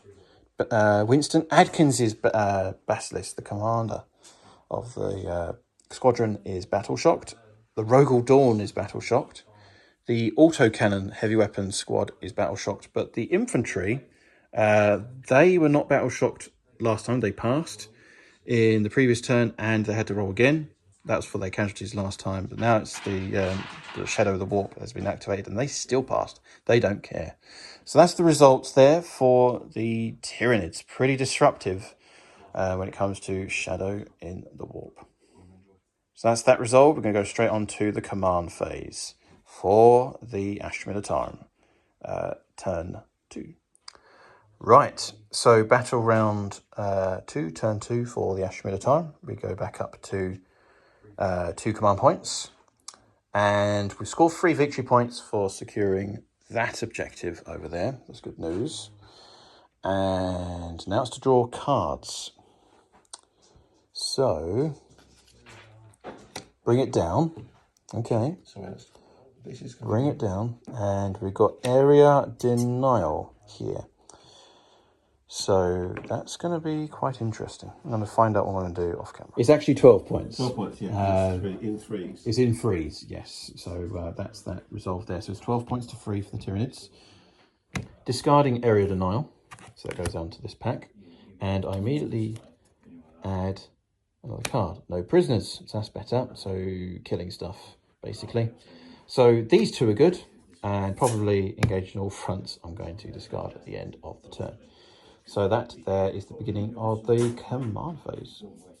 No orders, unfortunately, because all of these guys have been disrupted and the commander can't issue any orders to anyone. So communication has broken down, which is very, very sly from that character over there. Yeah, evil, just pure evil. That's what Tyranids are. We hate them. And they are the scum of the earth. They need to die. So that is the end of the command phase. Going to go straight on to the movement phase on turn 2 for the Astra Militarum. End of the movement phase for the Astra Militarum, turn 2. We have reinforcements arriving, and oh yes, the glory for the Rough Riders. First time glory on the channel for the Rough Riders. Let's see what they can do. They're quite good actually. For 70 points, they can be anti-personnel or horde, or they can really hit hard against heavier targets.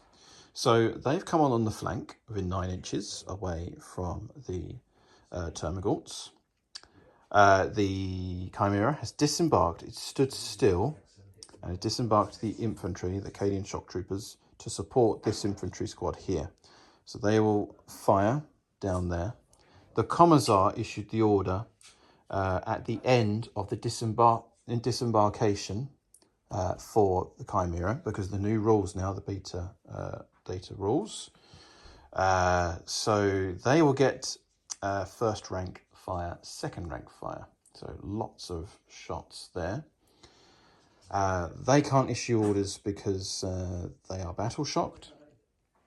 The Lee Russ had to move out of the way, so I had to make that decision to move them across over to there, slightly to support the infantry, combined arms. The heavy weapons squad has stood still. The shock trooper squad has stood still. And over here, everything else here has stood still. The Rogel Dawn has stood still, now within 12 inches with the melter guns against the Tervagon and the Ogrins. You can see in that far corner over there, they have arrived within 9 inches to support the infantry squad over to there. So that's the end of the movement phase, and we're going to go straight on to the shooting phase next on turn 2. Attilian Rough Riders are going to shoot with their las guns, rapid firing actually, against the Termagants, hitting on 4s. And they've moved, so only 4 hits and forced wound. That's 2 saves of cover save, 4+. It's your Waltz. 2 armor saves of 4+. Hey, it makes it, no problem at all. Right, the las gun array is within 12, rapid firing. So it's 12 shots. You don't have to have occupants inside now, which is great news for the Chimera. Chimera I have respect for now.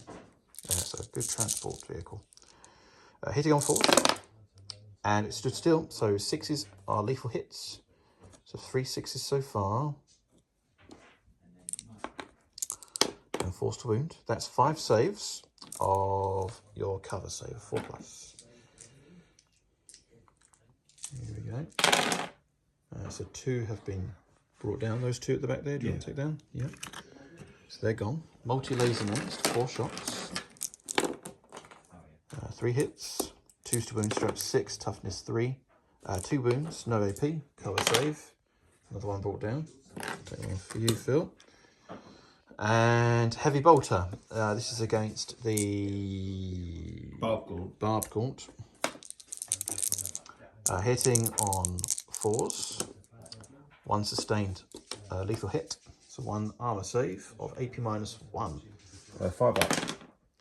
And it's 2 damage. It's dead. And it's dead. It's been taken down. That's bring it down, possibly. But it could be against... No, it's not a monster. It's not a monster. No, it's an infantry. Yeah, infantry. Dead. Sponson plasma cannon's going to supercharge into that there.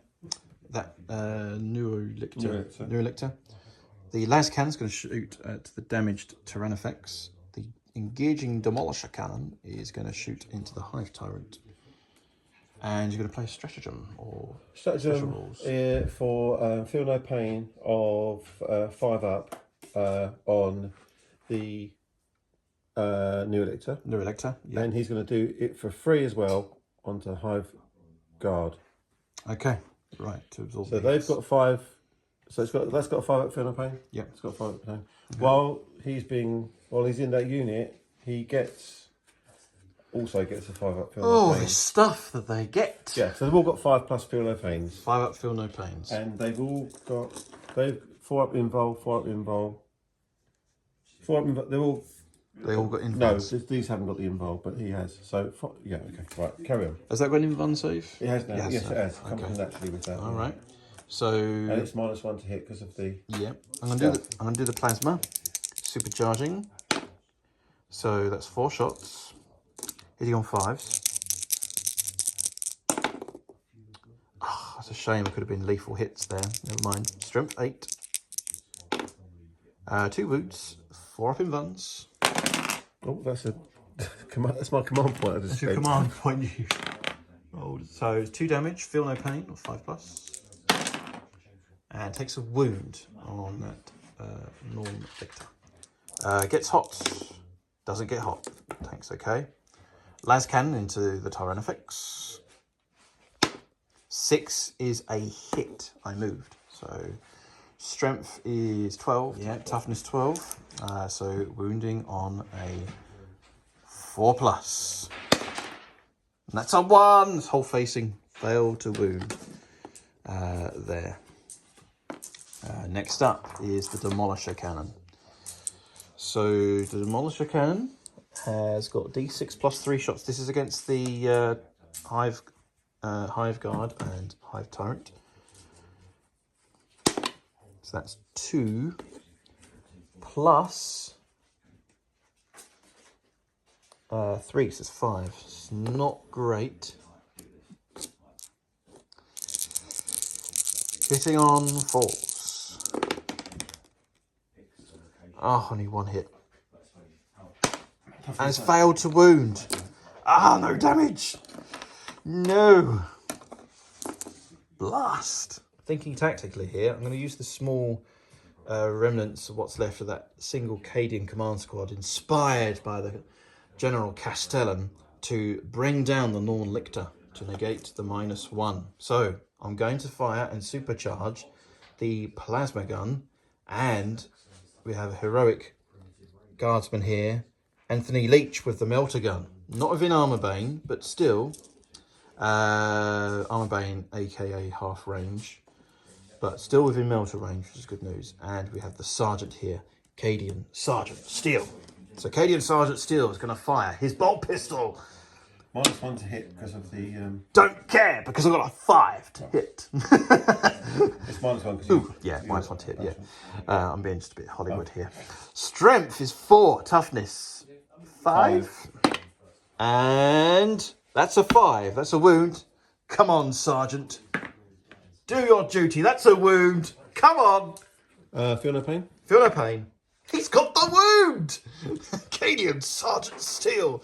Well done, sir. Next up, is bolt pistol to the face. Next up, I'm going to do the melter first, because if I fail with the melter, I've got to save my gets hot. Melter, -1 to hit, 5s. Failed. Now we're in rapid fire range with the plasma.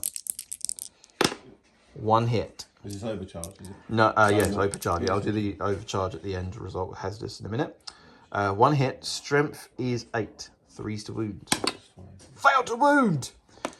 Hazardous test 6. Wrong way round. Wrong way round. Probably good, or not good. Not good at all. So next up is the Cadian infantry squad. They're going to have to shoot at the gaunts. 28 shots. This is first rank fire, second rank fire that has been ordered from the Commissar. Hitting on 5 is -1 to hit because the Norn Lictor is still alive. 4s to wound. Only 5 wounds. 4+ cover save. He saved most of them. 2. 2. 2 dead. So 2 dead. Gaunts. They've been slain. Gaunts. The heavy bolters are going to shoot into the Hive Tyrant, and the las guns can't see. They're out of line of sight of the gaunts.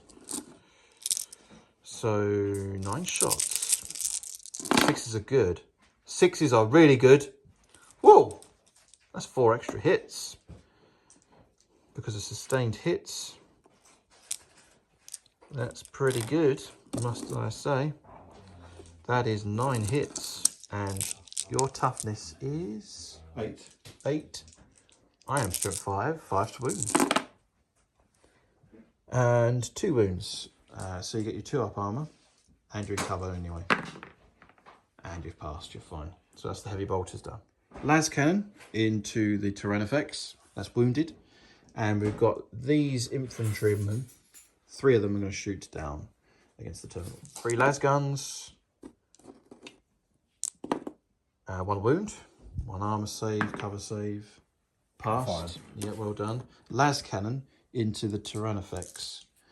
I need a Patreon. Give me a Patreon, Phil. You choose. All of them are comrades. I don't care which tier level you support me at. You're all Sam brave Hermes. soldiers. Sam Hermes. Sam Hermes. Okay, he's chosen Sam Hermes for me. Give me that 6, Sam. I just rolled a 1! No! Sorry, Sam. Ah, that's missed with the las cannon with the infantry squad over there. Right, the Ogrins, they are going to shoot at... Do you know what? They're damaged too. Gonna go for Big Mama. I thought it had like a special screening rule. They must have changed it. Okay. You do if you're a leader, then your squad you're with you. Yeah. But he's not a leader. He's just near it. Yeah. He has to be within 6 inches to make it do its thing. Okay, so we're in rapid fire range. They're rapid fire 3, so 6 shots each. So hitting on 4s. Strength is 5. Your toughness? 11. It's going to be 6s to wound, actually. And that's a failure. Ah, never mind. Infantry squad is going to fire at small arms weapons, not going to supercharge with the plasma gun. The laser cannon, however, is going to shoot into the Turvagon. And all the small arms fire is going to shoot into the gaunts. So las guns and las pistols combined. They stood still. And no lethal hits. So 3 hits so far. 4s to wound. That's 3 wounds though. At no AP. You do get cover though. Oh, on the Termagants, you're in cover. So 3 up then. 4 up. 4 up. And 2 have been slain. Good shooting, boys. Not bad. And then the las cannon into the Tervagon. And that's a 5. That's a hit. Strength 12, toughness 11, 3s to wound. And 5 is a wound. That's AP minus 3. 2 up save. 2 up save becomes a 4 up save. Yeah, 4 up save. You're in cover. And it's a 6. It does not matter. Yeah. Oh, my bounce is off. So next up is the auto cannons. I'm going to do the las guns at long range. It's all at the same target. So 1 hit. 6 is to wound. No. Now the auto cannons. And shoot the Big Mama. That's a lethal hit. And strength is 9. Yes, 1 wound comes through. It's 2 wounds at AP minus 1. Any cover? You do get cover. Yes. That's what you mean, AP minus 1. Yeah, because the monster is actually in cover. So it's still got 2 so 3 up. No, is it? Yeah, 3 ups. 2 up. No, 2 up in cover minus 1 goes back to 2 up. Just about. That would have been 3 damage as well. Yeah. Should have just rolled it. So that's the auto cannon squad.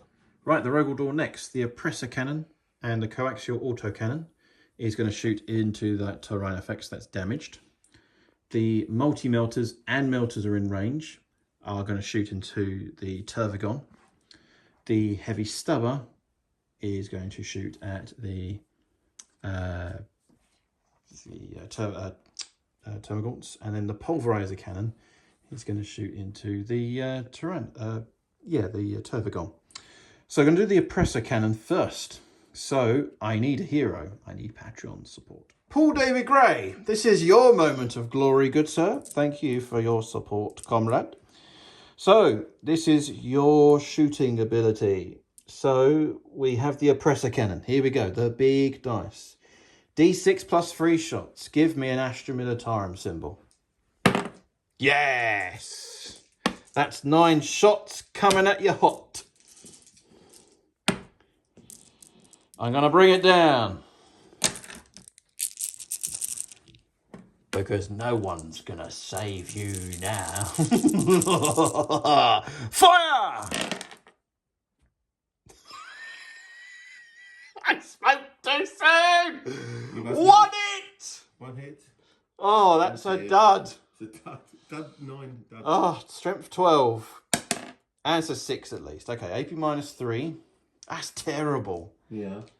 Absolutely terrible. AP minus 3. AP minus 3. And it's got 2 up armor. So that's going to be a 5 up save. 5 up armor. So it's flat 3 damage. And that goes down to 9 wounds remaining. Yeah, I'm thinking about doing its ability where it just shrugs off 1 damage, like you would shrug off 3. I think 3 is quite good to lose. Any more big guns coming at it? Oh, all these guns over here. Yeah, but they're not What? How many damage? Like per? They can do 2 damage a time. So a three damage is quite. 3 damage, I would. So I'm going to do this once per battle, like he did, and avoid that 3. Shrug off the damage. But dear. But he has done it. I'll put a little thing there. So he's used his ability now. Oh, I'm sorry, Paul. That was a bit of a letdown. I was too gloating. I was too glorified, and the dice cursed me. Right, next up is the coaxial autocannon. Into the Tyranid, same target. 2 hits. 5s to wound. Nothing. Bounced off the Triton armor. Next up is the multi-melters. Into that. Multi-melters, I may as well do the melters.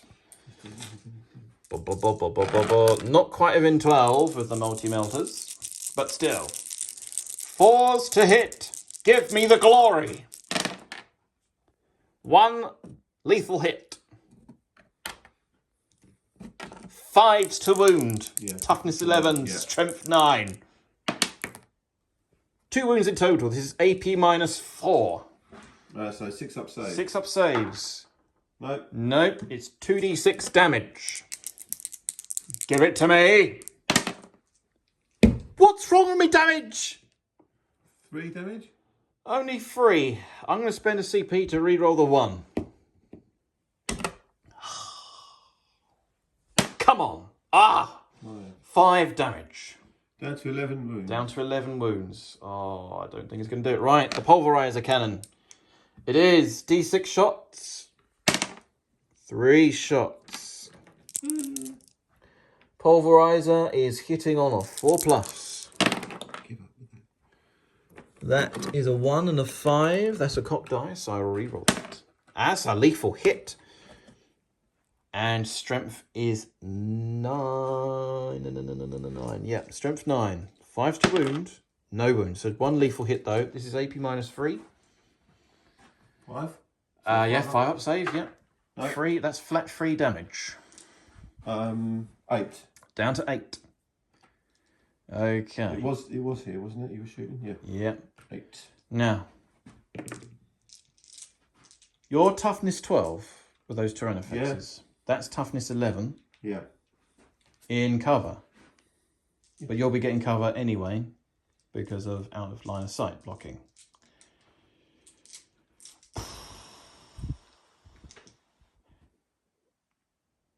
We really need to kill to bring it down. We're going to do the basilisks to target that monster there. Tactically speaking. No.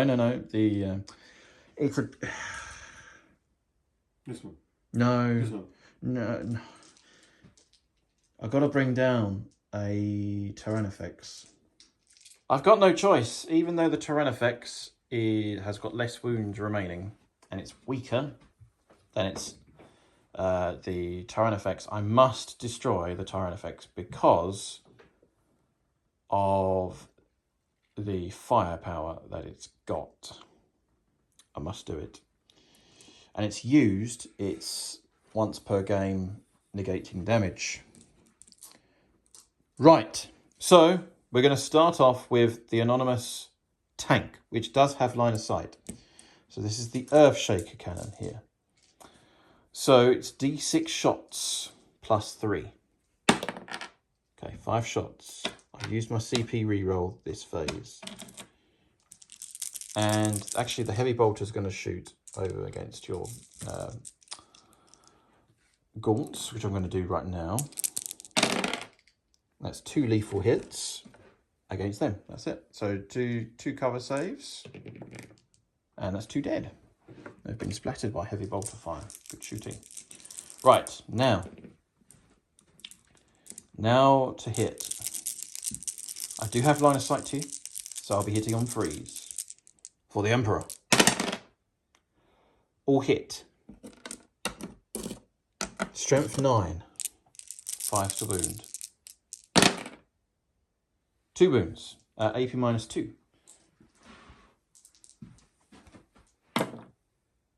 No. No, that's 4 damage. Oh. 7. Down to 7 wounds. Okay.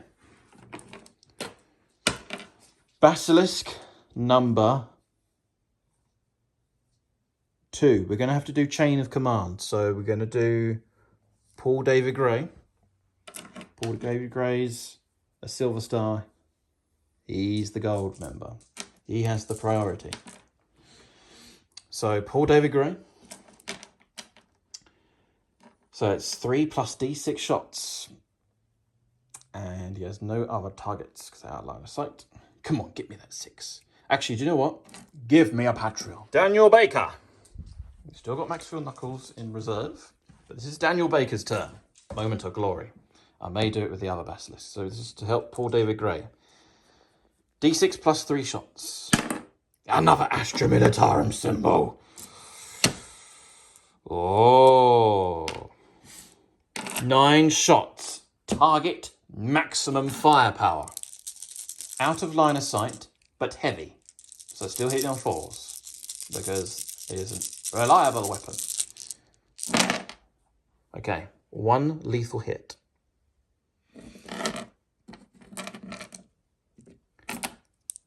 In 5 to wound, strength 9, toughness 12. 1 wound. That's 2 wounds at AP minus 2. Oh, he's rolled boxcars! No! You hit the tree. Hit the tree. Right, that's it. Vengeance. Come on, Maxfield. Maxfield Knuckles, you're going to help. General Winston Adkins. Could Winston Adkins knock out the Tyrannifex? It all depends on this dice roll. I need that symbol. Winston Adkins and Maxfield Knuckles. Combined. Ooh, this is your moment of glory. D6 shots plus 3. 4. Okay, that's still a chance.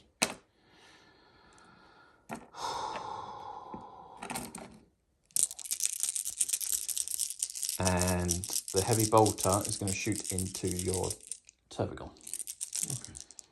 Okay. Right, 1 lethal hit. There's still a chance. I need a really good roll to wound. Come on, get me 5s and 6s. No, it's not to be. So 1 lethal hit save of AP minus 2. He's rolled a 4. Oh dear. Yeah, 2 up, 3, 4. That's right. Okay. So he's done it. Next up is the heavy bolter. That's a lethal hit. That becomes another hit. And that's all wounded. 3 saves. Another 2 Termagants brought down. Sorry, I declared not the Turbigon, it was the Gaunts. It was the Gaunts. I meant the Gaunts, not the Turbigon. Oh. Okay, that's the Basilisk's done. I'm a bit disheartened, really. We do have these, though. We don't get sustained hits because our communication has been disrupted by the warp. So I can't have sustained hits of 6.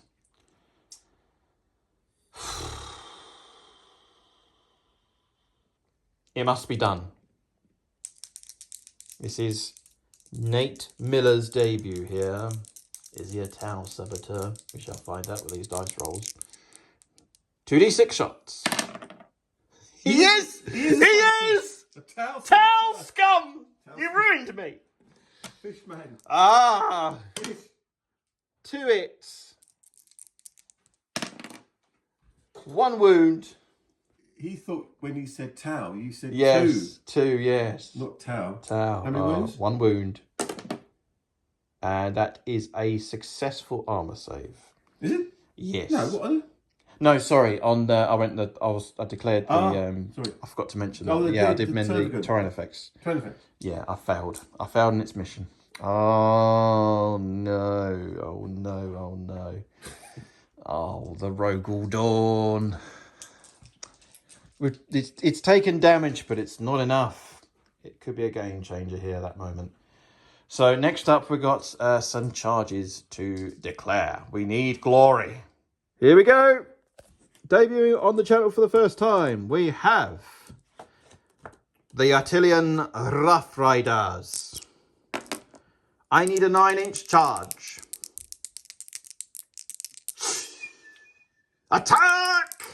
Charge! No! Should I do a command reroll? You've got one left. Shall I do a command reroll? Yes. Burn my CP. I need a 9. I've used all my Patreons. Patreons have deserted me. No! I rolled a 5. They failed their charge. Oh, no. So we're going to have to send in... Shall we send in our infantry for support? Yes. Why not? Fix bayonets! Plunge right in, comrades! Ooh, Snake eyes, no! I can hear one. No. We've got to check off camera. Ooh, oh, no. I failed the charge. 1/4 of an inch. They failed their charge. Unless I send in the Castellan. Yeah, send him in. Yeah, send in the squad. Don't roll a double one, please. Don't say that. Now, there he's in. He wants the glory. Even though they're battle shocked, they don't care. They're coming in. But you'll still be -1 to hit because you're battle shocked, aren't you? Yes. It doesn't say shooting. It says when you're within 12 inches of him. Psychological aura. He's got a power sword as well. I've got Ogrins to charge as well. The Ogrins. Yep. Right, here they come. They need a 9-inch charge. I wish I rolled 2 d10s. That'd be quite handy. So move these dice out of the way for the viewers to witness history. Yes! 9 inches! They are in. The Ogrins have made it into close combat. Excellent stuff. So that is the end of the charge phase. We're going to go straight on to close combat next. Right, so they have got 4 attacks each. And they are hitting on 3s. There's another dice there as well. Dear me. Ogrins, nasty. So strength is 6 in close combat. Are you scared of Ogrins? Because these are AP -1 as well. 2s to wound. That, my friend, is 8 armor saves of 6+. 8. Yeah. 1, 2, 3, 4, 5, 6, 7, 8. 6s. 1. 1? So oh yeah, 1. 1 at 7 killed. And they've been absolutely pummeled by Ripper guns. Ripper guns are good at shooting as well as melee. And that's proven it. Here we go. So the commander, 4 attacks with a power weapon. Hitting on 4s. 4s. Was 3s, but now it's 4. Well, still 3 hits. Strength is 4 because it's +1 strength for a power weapon. And your toughness is 3. So 3s to kill because AP -2. And that's 2 dead. Slain with the sword. Next up, we have a sergeant. This is Cadian Sergeant Steele. He has 3 attacks. Sorry. That's all right. 3 attacks. Hitting on 5s. 1 hit. Oh, I could reroll 1s here because of the Castellan, which he does. So they missed, unfortunately, because of the -1. That would have been all full house as well. Yeah, straight through. So I've got a roll to wound. Rolling to wound. And that's a wound. So you got a 5 up armor save. Nope. Another one, Cadian Sergeant Steele. Good for you, boys. And then 2 attacks. Rerolling 1s because of the Castellan. And that's 2 hits. And that is a wound. 1 wound. 5. 5 is an armor save. Passed. Over here, I just realised I forgot to do the reroll 1s for shooting, but it doesn't matter. We're going to carry on. I'm just going to ignore that for the future. So that's a tactical error, not a rules error. Right. Oh, yeah. Rules error, the fact I forgot the rules, but yes, tactical error technically. So that's the end of close combat over here. I get to fight back. You get to fight back, yes. 9 close combat attacks. 9 attacks hitting on 4. So strength 3. Yep, strength is 3. Toughness 3. Force wound. Force wound. +1 to wound. Oh. Because of Neuro thingy. So Neurolictor. 3s. 3s to wound. That 3 has definitely paid off. That's 4 armor saves. It would have been 1 otherwise. Right. Here we go. So I have to do 3 at a time because the Castellan has got carapace armor. So the squad has been wiped out. Oh no. And a 4-up armor save. No, he's taken a wound! Oh no. So the squad has been killed. Yes, the Warlord. Yep. Anthony Leach and Cadian Sergeant Steele. Comrades. You've done well, but you've been removed as a casualty of war. 6 attacks. Yeah, hitting on 4s. Hitting on 4s. I trust you. What's the result over there? 1, 2, 3, 4, 5 of hit. 5 of hit. I'm toughness of 6. So 6 is 6 to wound, yeah. We have 1. We have 1. A armor save of 5+. No, I take a wound. Down to 2 wounds remaining. And that's it. All the close combat is done. So a bit disappointing over there, sadly, with the guardsmen. But what do you expect against Tyranids? Against such reckless hate. So, unfortunately, the cavalry failed to charge as well. So that is the end of the turn. Any battle shock results for you, Phil? These are down to They have taken a battering. So leadership is -1 now? No, their leadership is... Yeah, but you're over 50%, isn't it? So it's a take a battle shot. They have to get 8+. Yeah. But because they're within synapse range... Oh, yes, of the... They roll 3d6. 3d6, yes. So I've got 9. And so 9. They're fine. They're fine, yeah. Over there, how many? Over there. Yeah. You have got 5, 10, 11. You're fine. 12. You're okay. So that's it. So that is the end of the battle shock sequence. We're going to check out victory points next. So no prisoners. Yes, we have destroyed those bark gaunts. They've done that. So it's 2 victory points there. Bring it down, I'm keeping, and I'm going to discard engage on all fronts. So I do refund a CP, which is good news for the Astra Militarum. And so victory points, we have got only... Total of 7. 7 to your... 12, 13, 14, 15, 16. No, I've got this 12. Oh, it's 12 so far, yeah. 12. Primaries. 18. I'm on 20. Yeah, 20. Ridiculous. 20 points, and he's going to rake up some more points as well. Because I've got that objective with a character. Yeah. That objective with a character. So that's 3, 6. That's 12 points. Yeah. 3, 6, 12. I don't think I'm going to catch up here. It's going to be tough. 12. Yes, I may. 12 points. I may have to do the tactical gambit next turn. Yeah, that'd be a good idea. Yeah. I may have to do that. Yeah. Gambit on standby. Let's see what we can do. We can converge and do the primary objective. That'd be quite funny indeed. So that's it. So that's the end of the second battle round. And we're going to go on to a new battle round. It is battle round 3, turn 3 for the forces of High Fleet Diabolo. Ready? So here we go. 2 command points. And the Tyranids have got 1 command point. 1 CP as well. So I've got more command points than you this time. So it's 2-1 there. And we're going to continue on in the command phase as we go and look at the cards. So I am the defender. You are the attacker. So we're running out of cards here already. That's Gambit cards. That's Gambit cards. Those are the regular cards.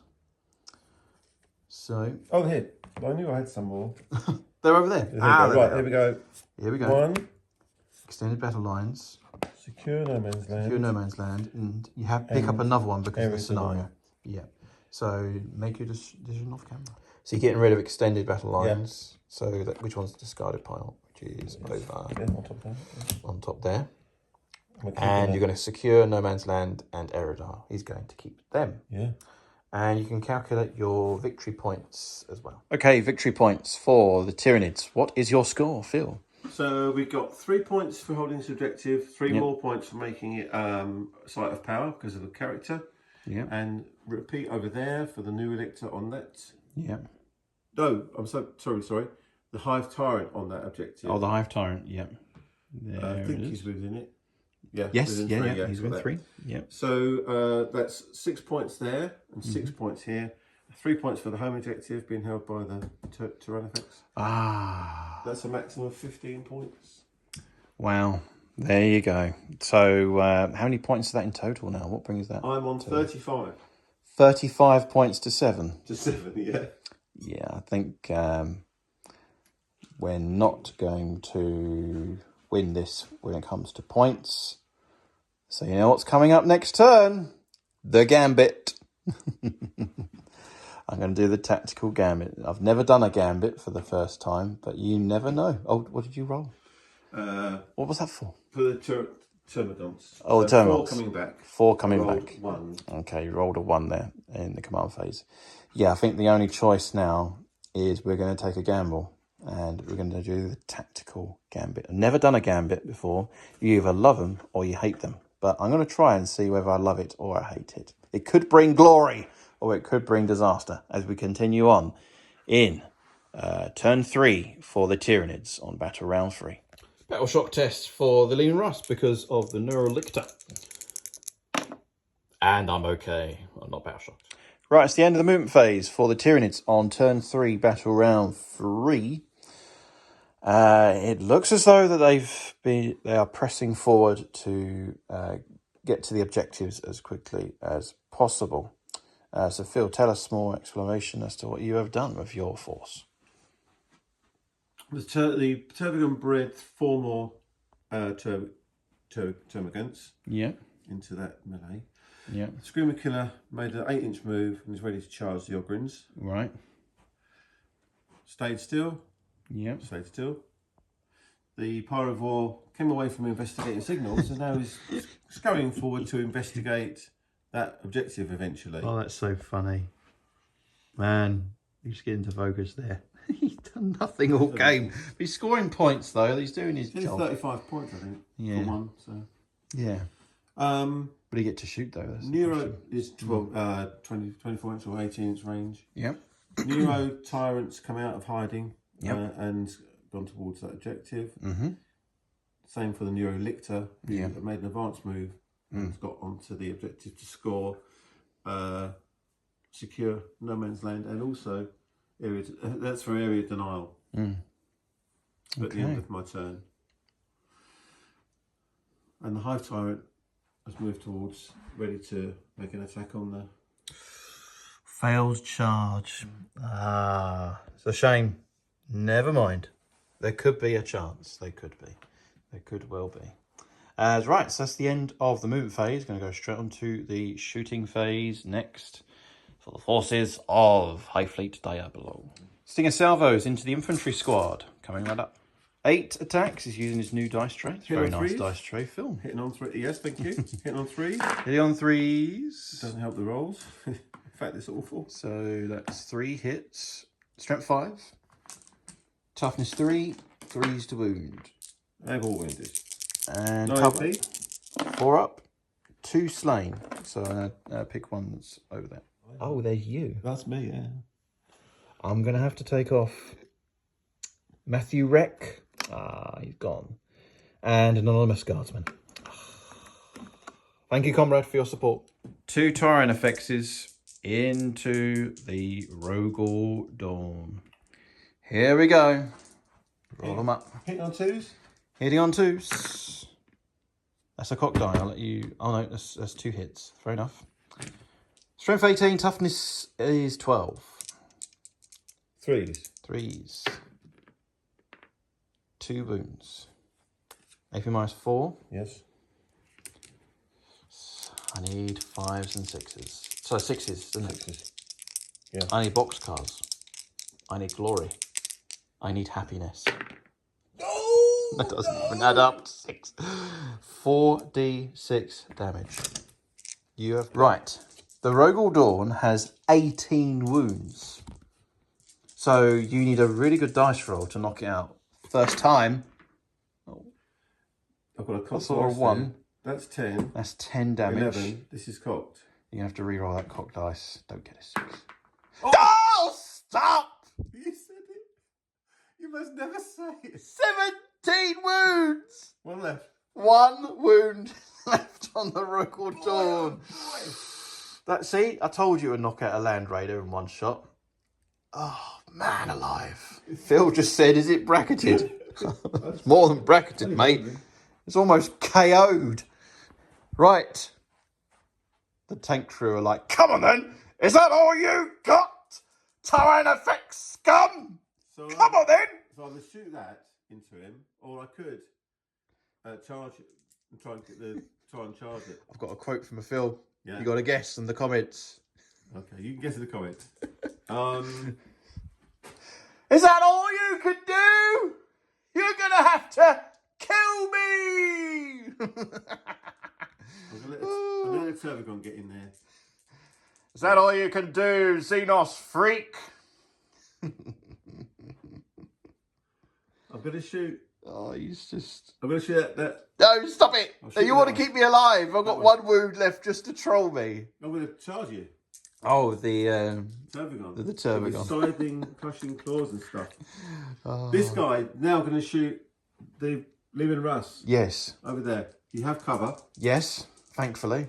You probably have 3 in a way, so you've got 1 to hit. Minus 1. Freeze. Freeze. 1's missed. 1's missed. Do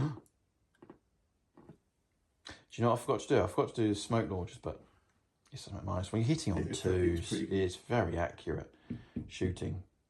I mean, I could negate the damage by 1, but that's 2 command points. That's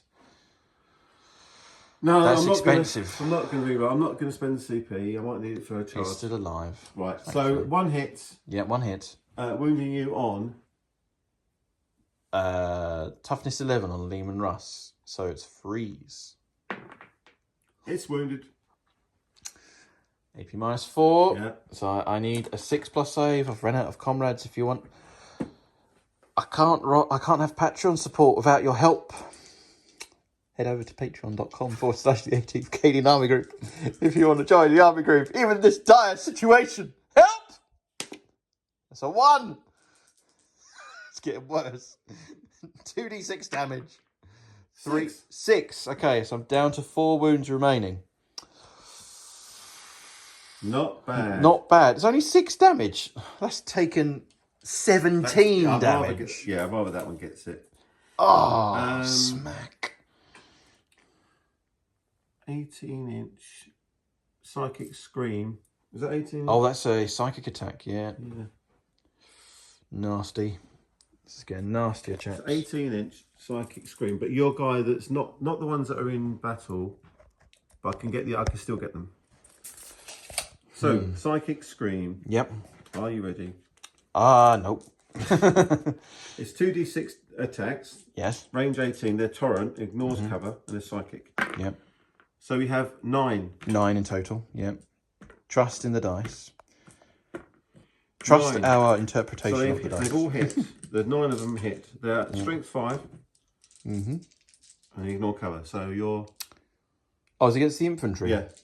They can still do the attacks even though in close combat? The only one that's in close combat is your Castellan. Oh, yes, of course. Yeah, they're not. Because they're not in it. Yeah. It looked as though in close combat. Yeah, That's my bad. No. Right. So, yeah, do your attacks then.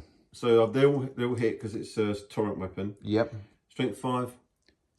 Toughness. So freeze to wound. Freeze to wound. Yeah. Okay. And these are AP minus 1. And there's 1, 2, 3, 4... There's 6 hits, and they're damaged 2 at a time. Damage 2 a time. Psychic. So 6 wounds, yeah? 6 wounds. 80 minus 1. And 6 is to save. I saved 2. That's a good dice roll. So 2 wounds a time. So 1, 2, and and another anonymous guardsman. Ah, the guardsmen are getting killed. Hive Tyrant to the Leman Russ. Or... What about into your... Oh, don't. Oh, come on. Do you want to do it? It's up to you. Yeah, I don't know. No, I want to go. I hate that Leman Russ so much. You hate it? Yeah, it's such a good thing. It shoots so much. I'm going to attack it with the Hive Tyrant. Okay. All right. Shall I? Is it worth it? Why are you going like that? Don't do that. That's a glitch. It's a glitch. He's pointing at me.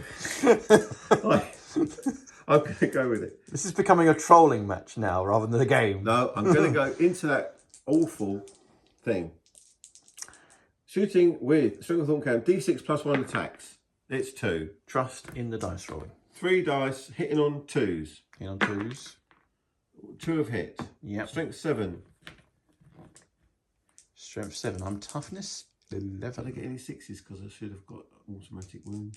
I can always recap it. We'll double check off camera. I don't think I did. Don't think you did? No. If you want to play it, carry on. Yeah, carry on. Carry on was doing it. Okay. Hold it right there, comment people. 1 wound. AP minus 1. 2 damage. 3 up save. 6. That's a save. That is the shooting. That's the shooting. Now close combat. Now it is the charging. Charge! The charging of the phase. We are changing Screamer Killer into the Ogrins. Terragon into the limb. Aha! Overwatch.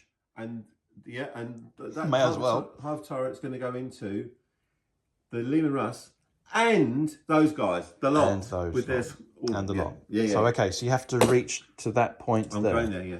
Okay, which one are you going to do first? Let's do that one. Can you tell me what distance All I right, require? we'll check off camera. He needs a 7-inch charge. Yes, including the free engagement range. Inch. 9. And he... Oh, dear. 9. My heart just melted. That's a lot. Okay. It's the Hive Guard and the Tyrant. It's the Hive Guard and Tyrant. We'll sort that out in a second. They are a unit. Next charge. Tervigon. I will Overwatch. I will spend a command point to Overwatch. I'll roll this one, then we can do that one after. So, Yeah, we'll do that. That's fine. The Tervigon's good. I'll roll it. See how they get in. Yeah, see how they get in. 11. That's well in. It's definitely in. Yeah. Screamer Killer. Screamer Killer. Into the Ogrins. 7. 7. It's got to go in. Watch this. It's a 3. It's a fail. So the CP is being spent. It's going to be roll the dice. We need a 7. No, a 4. 4. It's failed its charge. Okay. Oh dear. So we're going to move the models, models in their appropriate order, and then we're going to go into close combat, and I'm going to do an Overwatch test over here before it dies for glory. Here we go, the Rogor Dawn battle tank. Let's fire the melters. Now remember, this is a shooting attack, and 6s are lethal hits. These are the melters and multi-melters. All are now within armor bay. 2 lethal hit saves of AP minus 4. AP minus 4, yep, 6s. He's just dropped a dice. He's now panicking. Okay, saved 1. Okay, so it's D6 plus 2 damage. That's 6 damage straight away on that Tervigon. Okay. I keep forgetting to fire the heavy stubber. That's the one time I need to fire it. I'm going to do it now. Heavy stubber, rapid fire. Nope. And the pulverizer cannon, D6 shots, 4 shots. 6s are brilliant. I got a 6. That's a lethal hit, AP minus 3. 4. It's a 2, 3, 4, 5, I think, isn't it? Yeah. Yeah, 5. Flat 3 damage. Does it Deadly demise. If you rolled a 6, that'd be so funny. The Rogor Dawn lives! He's got another round! Well, worth the CP that was. Yep. Well done. Yes, it was. And bring it down. Mm. I've achieved that objective. Yeah. Well done. What glory! Love it! Love the new tank. It's my baby. Yes, I should have wasted that whole shot into there, shouldn't I? Oh, yes. Greedy going after that. Greedy, but it's still alive. Heroics there. That's absolutely fantastic. It must be bracketed though, surely. Yes, it is bracketed. Yeah, but it's 6s regardless, isn't it, for Overwatch? Yeah, but I'm thinking of its normal. Oh, yeah. It's going to be -1 to hit. Lovely. But glory. That's what we want. This is the monstrous bone sword. 6 attacks, hitting on 2s. We'll hit. Even though it's 2s. It hasn't taken any damage. I am toughness 11. And you are strength quite high. No, I thought I'd just put some damage in it. Yeah, you did. Yeah. I'm down to 4 wounds remaining. Yeah. Strength 9. Strength 9. I'm toughness 11, so you need 5s. Only 1. It's AP -2. AP -2, so I got a 4 up armor save because I got 2 up armor. And that's passed. And what damage would that have been? 3? 3, yeah. Yeah. Okay. Oh, it's twin linked. Twin linked, so you get to... Reroll wounds. No. You got 2... Reroll wounds. Yeah, you get to reroll them. Yeah, I only got 1 wound, didn't I? Yeah, so you reroll those 5 dice. Sorry. That's all right. Just read it. No, it's okay. We've got to do it properly. So 2 more saves to make. 2 more saves to make, yeah. So fail both of these. The tank will get wrecked. Ah, defiant. Who's this? Maxfield Knuckles. We need the glory. Right, now this has got one of the Tyrant Guard next to the Rogal Dawn. Yes. That one. I'm going to check up my armor saves for my Attilan Rough Riders. Armor save of 4+. Well, I think what we'll do, as we're base to base here, base, we'll these 2 into that and then that into that.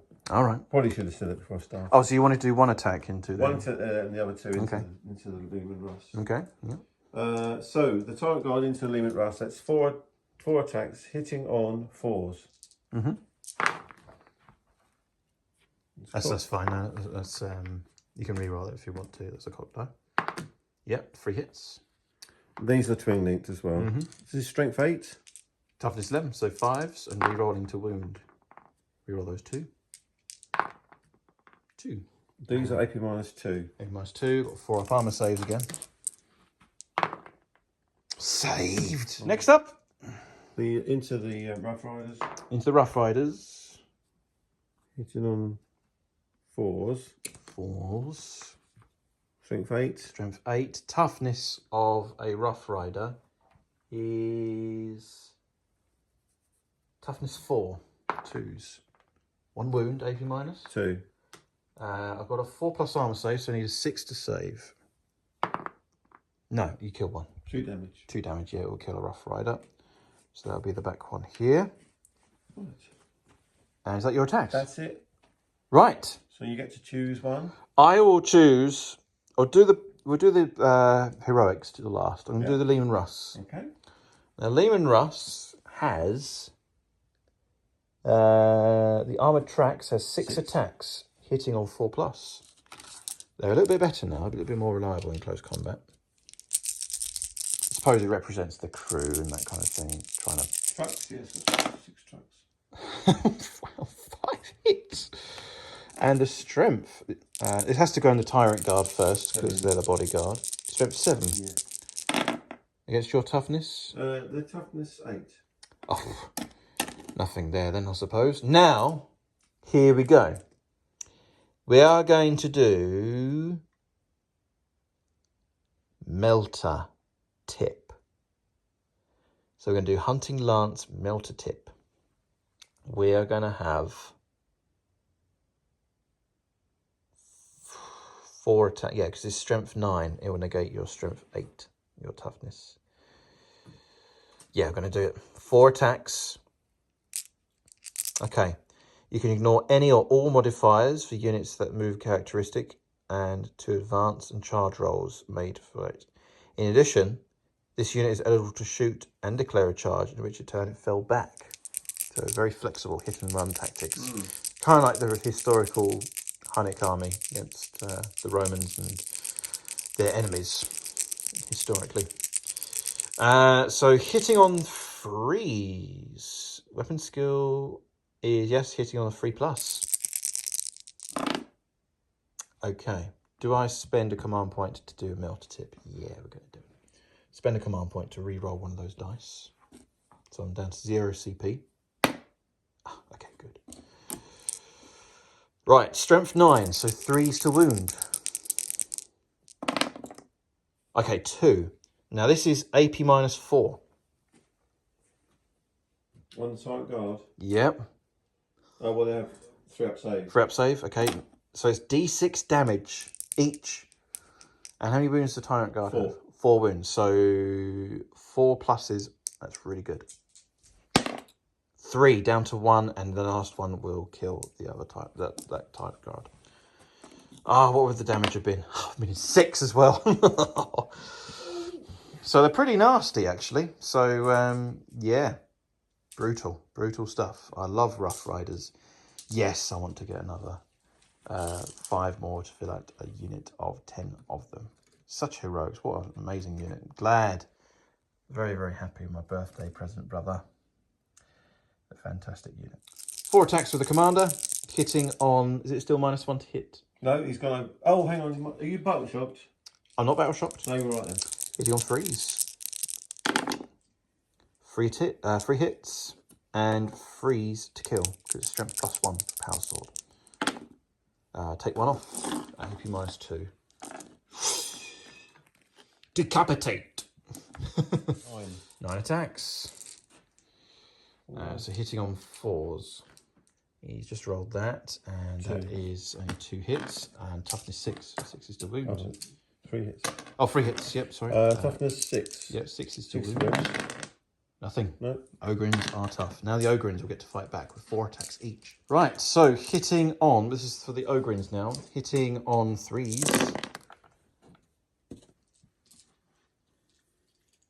Oh, man alive. It's incredible. Strength is very high. I think the strength 6. And it's going to be 2s. I'm going to double check this. If there's strength 6, that is ridiculously powerful. Yep, there's strength 6 in close combat. And it's AP -1 as well. Needing 6s. 1, 2. 2. So 8 have got through. There's only 8 there. 8 have come through. They've been wiped out. Unit destroyed. We should accomplish there from the Ogrins. There was 1 playing hide and seek. There is 1 left over there. Okay, summarising the end of the turn for the Tyranids. What's happened now? I got Secure No Man's Land and I got Area Denial, so that's another 10 points. So currently on 45 points after 3 battle rounds. I have destroyed a unit because that was the Rogal Dawn. Yeah. That successfully done that. So destroyed a wound characteristic of 10 plus. How many wounds did that model have? I think it's got... It would be 15 plus. So 16, yeah. 16, yeah. So I got the second one. So second one. 4. That 4 is VP. 4 victory points. Yeah. Yep. For the Astra Militarum. So it brings my total to 3, 4, 5. 11, 14. Yeah, 14. 14. So I've achieved that objective. Okay. And now you've achieved... So you're currently on 14, I'm on 45. 45 points. Next turn you get to score... Yep. In primaries, you'll get to score 3 primary. Yep. That puts you on 17 at the start of the next turn. Yep. Okay. So that's what we're going to do now, is we're going to advance to battle round 3, turn 3 for the Astra Militarum. See what the cards come out, and if the cards are against us, tactically speaking, we have lost the game. It all depends on the cards. I get my CP, at the beginning of the turn for the Astra Militarum. Now, here's the cards. Now, I get 3 cards to draw. So those are the Gambit cards. These are the cards here. So, Storm Hostile Objective. That was held by you. That one was, yeah. So that can be done. That's good news. So the cards I've drawn are Storm Hostile Objective, Assassination, and Deploy Teleport Homer. And I'm going to keep this running because I'm going to keep all of these. This is a really, really good set here of cards. We could pull it back. It's desperate, but we're going to try nonetheless. In the command phase, I'm going to issue an order, take cover for these guys, because I want them to fulfill the cleanse order from the objectives, which is one of the secondary objectives, which we'll do there. And next one is take aim from the colonel to the artillery pieces. So that's the end of the command phase. We're going to go straight on to the movement phase on turn 3 for the Astra Militarum. End of the movement phase on turn 3 for the Astra Militarum. I pulled back with my Artillean Rough Riders because they can fall back, shoot and charge because of the special rule called Horse Masters. They can do that. I've moved my infantry and advanced them 6 inches extra, so it's 12 inches, and they have more OC control. So they have achieved the first objective, which is a success for the Astra Militarum. Every point counts in order to have stand a chance. The Lean Russer stood still. It's going to have to stay in combat at -1 to hit, which is already on the bracket. And its damage bracket's on 5+, so it'll be hitting on 6s in close combat. But still, it can shoot, and it's still got a lot of firepower, so there's still potential there. The Chimera has stood still, may as well, and it's fulfilled its mission there. And over here, the Ogrins have stayed in close combat for obvious reasons. The Termagant has held them back. The Rogel Dawn has stood still, and it's going to get maximum firepower, but unfortunately the damage bracket, it'll be at -1 to hit. So that's the end of the movement phase. We're going to straight into shooting phase next on turn 3. 8 shots into the Tyrant Guard, hitting on forced hit. They moved, and they don't have the regimental keyword, the auxiliaries. 6s to wound, no wounds there. Target maximum firepower. The Chimera is going to shoot into the Neuro Tyrant. Neuro Tyrant. Here we go. Heavy bolters hitting on 4s. Actually, I'd say, oh, you're not actually in the cover, so this isn't. No. Yeah, that's not in cover. So 4s to hits. And it's missed with the heavy bolter. Typical. Multi-laser. That's 2 auto wounds because the Chimera stood still. Please make 2 invuln saves of 4+. Oh, Snake eyes. 2 wounds taken off. And at long range, 6 shots with the las-gun array. Wow. Neuro Tyrant is toughness 8. That's interesting. Needing 6s to wound. So it's just 2 wounds at no AP. 4+. That is tough for a... 2 more wounds. 2 more wounds. Wow. Okay. Oh, no. It's down to 5 wounds remaining. Just doing my shooting. The 2 heavy bolters are going to shoot into the Screamer Killer. Only 2 out of 3 are in range. And this heavy bolter has line of sight to the Neuro Tyrant, and that is at -1 to hit because I'm shooting through the foliage. Phil is spending a stratagem point to give it Feel No Pain to the Screamer Killer. Yeah, rapid regeneration. Yeah. 6 up, Feel No Pain. Okay. Las guns are out of range. So it's heavy, so 4s. It's +1 to hit. Normally hitting on 5s, but it's 4s. That's 1 auto wound and 2 hits. Toughness 9. 9, so strength 5, so 5 to wound. That's 2 wounds in total at AP -1, and you will get cover. So I've got a 2 up save, 3 up, back to 2 up. Yeah. Saved. Okay, no damage there. Next up is the heavy bolter from over here, needing 5s. And that's missed. And that's all the shooting done there. Las cannon from this infantry squad is going to shoot into the Tyrannifex. Stood still, hitting on a 4.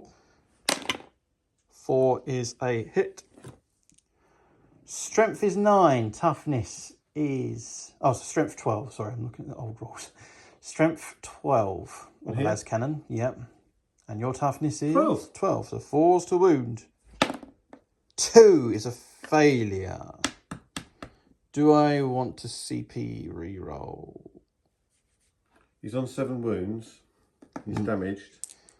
No, we'll keep the result as it is. We'll save our CP for later. Las cannon from inside the building there is going to shoot into the Tyrannifex. Shooting at -1, needing a 5 to 5 for foliage, and 3 is a miss. It's Phil Marshall. Played it off camera. Are you going to make it? Shall I do it to wind you up? Oh, go on. Let's supercharge it. All right, here we go. So needing a 4+ to hit, which is a hit. Strength is 9. Toughness is high, so 5's to wound. And that's a 6, and that's AP -3 because I supercharged. On here? Yep. So it's a 5 up. 5 up. Oh, 5 up. Save. And hazardous roll. Hazardous roll. Don't roll a 1. Oh, yes! Had to be. Phil Marshall. Listen, honestly, that is absolute. That's not been fixed. No, it has not been fixed. That happened. No, it legitimately happened. I legitimately got killed. Oh, who is this guy? Phil Marshall. Well, he's the competitor today. And he blasts himself with plasma. Oh, dear. Right, the heavy weapons squad with the autocannons. The laser guns are going to shoot into the Screamer Killer. And the autocannons will be shooting into the Neuro Tyrant. One of them is going to be hitting on -1 to hit because of the foliage. But I'm going to do the las guns first before I forget. Into the Screamer Killer. 2 auto wounds, that'll do. On your Screamer Killer. Any AP? No AP. Just flat 2 up armor save. And it's passed. Okay, that's that done. Now these are the 2 auto cannons with no cover, hitting on 4s. And that's 2 auto wounds. That's AP -1. You've got to pass these because you've got to pass these, otherwise they're flat 3 damage each. These are Tyranid. Oh no, where is he? Neuro Tyrant's got a 4 up in Vun. 4 up in Vun. Is it 2? Oh, you rolled it up. Just made it. Oh, okay. One last chance. Okay, 1 auto wound. 1 Invun save, 4+. He's made 3 4 up Invun saves. I'm not going to get assassinate here. Ah. Right. Primary weapon, the oppressor cannon, is going to shoot at the Tyrannifex. The coaxial autocannon will shoot into the character. The multi-melters are going to shoot into the Screamer Killer. The pulverizer cannon is going to shoot into the Screamer Killer. And the heavy stubber is going to shoot into the character. That's a lot of firepower. So I'm going to do the multi-melters first into the Screamer Killer. So hitting on, because you're getting the benefit of cover in the ruins, so you'll get a +1 to your armor save. So hitting on 5s because it's the damage bracket. Okay, 2 auto wounds. So that's going to be AP -4. But then you get cover, which is AP -3. So 2, 3, 5s? Yep. 2 5s. No. Okay, so it's 2d6 damage, but he's got feel no pain because of the regeneration. Okay, it's 8 damage. 8 dice. 5 ups. 5 ups. So 6 wounds come through. I feel can't do anything about that. Okay, now the coaxial autocannon into the Neuro Tyrant, hitting on 5s. That's a cocked die. I'll re-roll that. 1 auto wound. And 1 AP -1.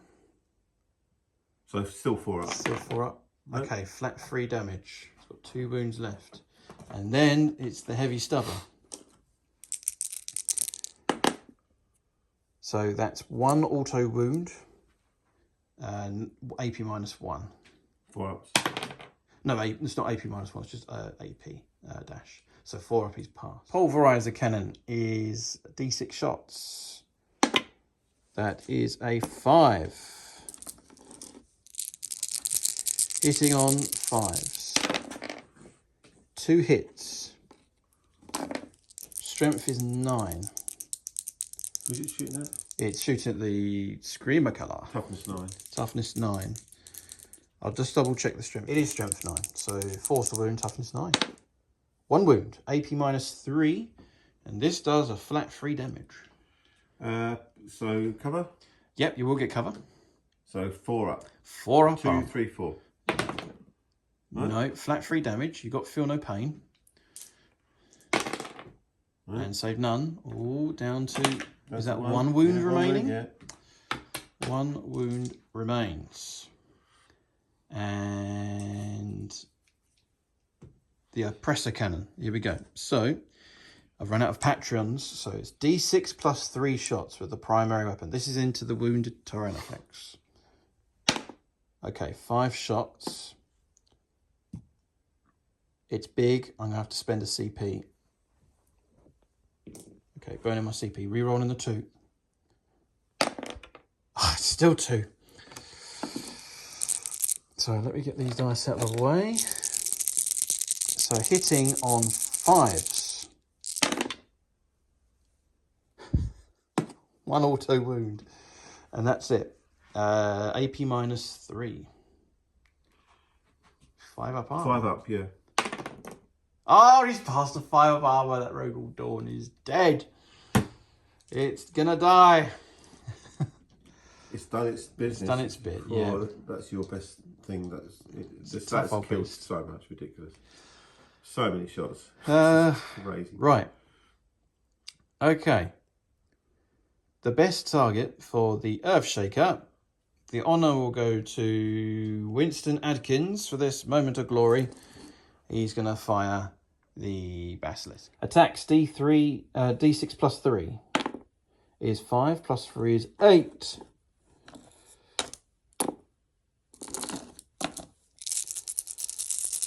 And this is out of line of sight, so hitting on 5s. But it's heavy, it stood still, so actually hitting on 4s. And those are auto wounds.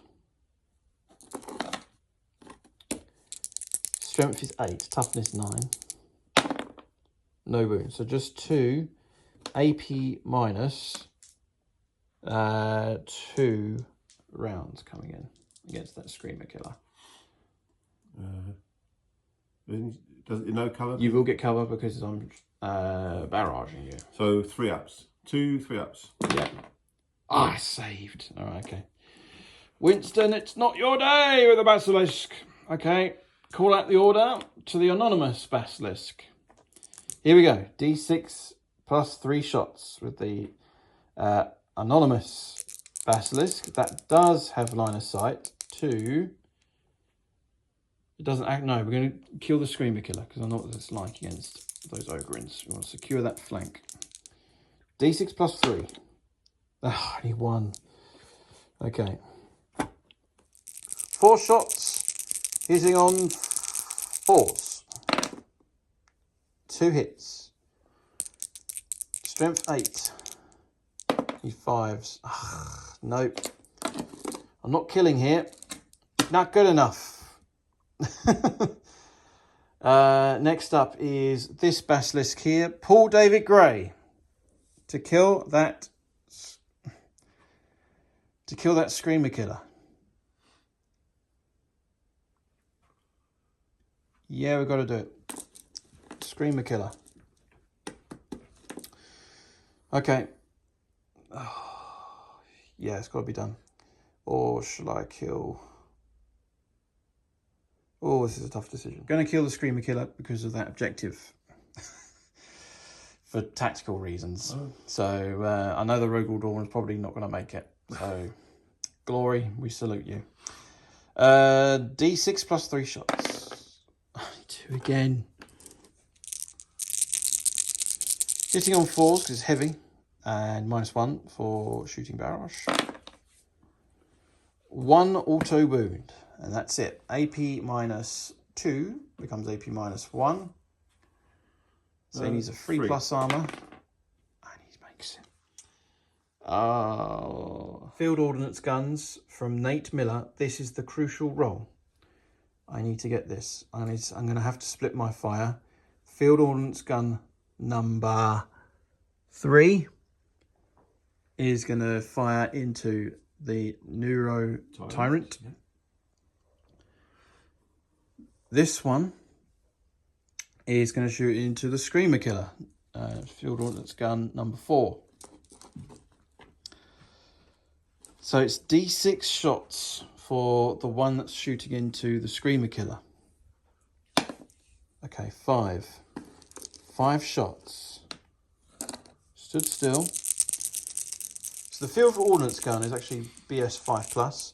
+1 for being heavy, for staying still, but -1 for no line of sight. No line of sight. Yeah. So hitting on 5s. 6 is auto wounds. However, it's under the order of an officer. So those 6s become sustained hits, which generates 5 hits, but 2 of which are auto wounding. Strength of the weapon is, I think it's strength 7. Your toughness 8, aren't you? So is this him? On him, yeah. He is toughness 8. Toughness 8, yeah. 5s. So 2 wounds at AP minus. He's got a 4 up in 1, yeah. So this does 2 damage a time. Finally killed him. And finally killed him. So we've got assassinate. So that's excellent news. Okay, that's 1. Well done. Field ordnance gun. Now how many shots with the second one? 6 shots. This is good. Okay. Hitting on 5s.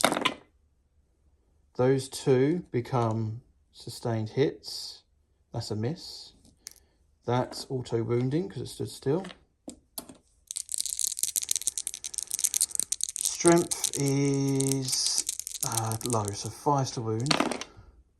No extra wounds. So these 2 here, you'll be getting your full armor save of 2+. Do not roll a 1 because you damage 2 a time. 2 4s. It's 2 4s. No, okay. So that Screamer Killer is still alive on 1 wound remaining. There's no other shooting. That's the end of the shooting phase on turn 3. Next up, we're going to do charge phase on turn 3 for the Astra Militarum. And we do have charges.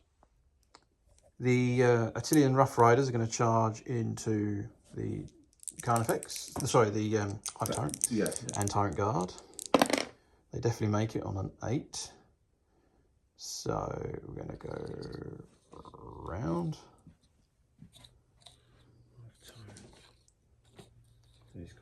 They are not going to charge for tactical reasons, and an ongoing melee continues over there, and so does the commander here. So Phil's just explaining that he can spend a 0 CP stratagem because of the influence of the Hive Tyrant. He's going to pass a Feel No Pain save on to the Tyrant Guard. And they're sign ups, they're inside ups, so they get 5 as well. So 5 Feel No Pain. So I'm going to use the Melter Tips. So hitting on 3s. 3 hits. Hunting Lance is strength 9. Your toughness? 8. So 3s to wound. 2 wounds. AP minus 4. So it's 3 up save, so straight through. So it's D6 damage each. So the first one, 5. So you've got a Feel No Pain save. Wow, gone. And next one, 2. He makes them both. Yeah. So how many wounds of Tyrant? It has 4 wounds. 4 wounds. So I killed 1. And 1 wound goes over to that one there. It would have been +1 to wound. So we're already on 2s on the charge. nasty, but I did roll a 1. So that result stands as normal. So that's the charging done. Now you pick a melee. What's in melee? They are. Yeah. They've received the charge this turn, and this single guy. Yeah, single guy. I'll go with the more. I won't do the single guy. I'll do the multiple guy. It's going to go to the try and kill the warlord here. 8 attacks, needing 4s. Strength is 3, toughness 3, 4s.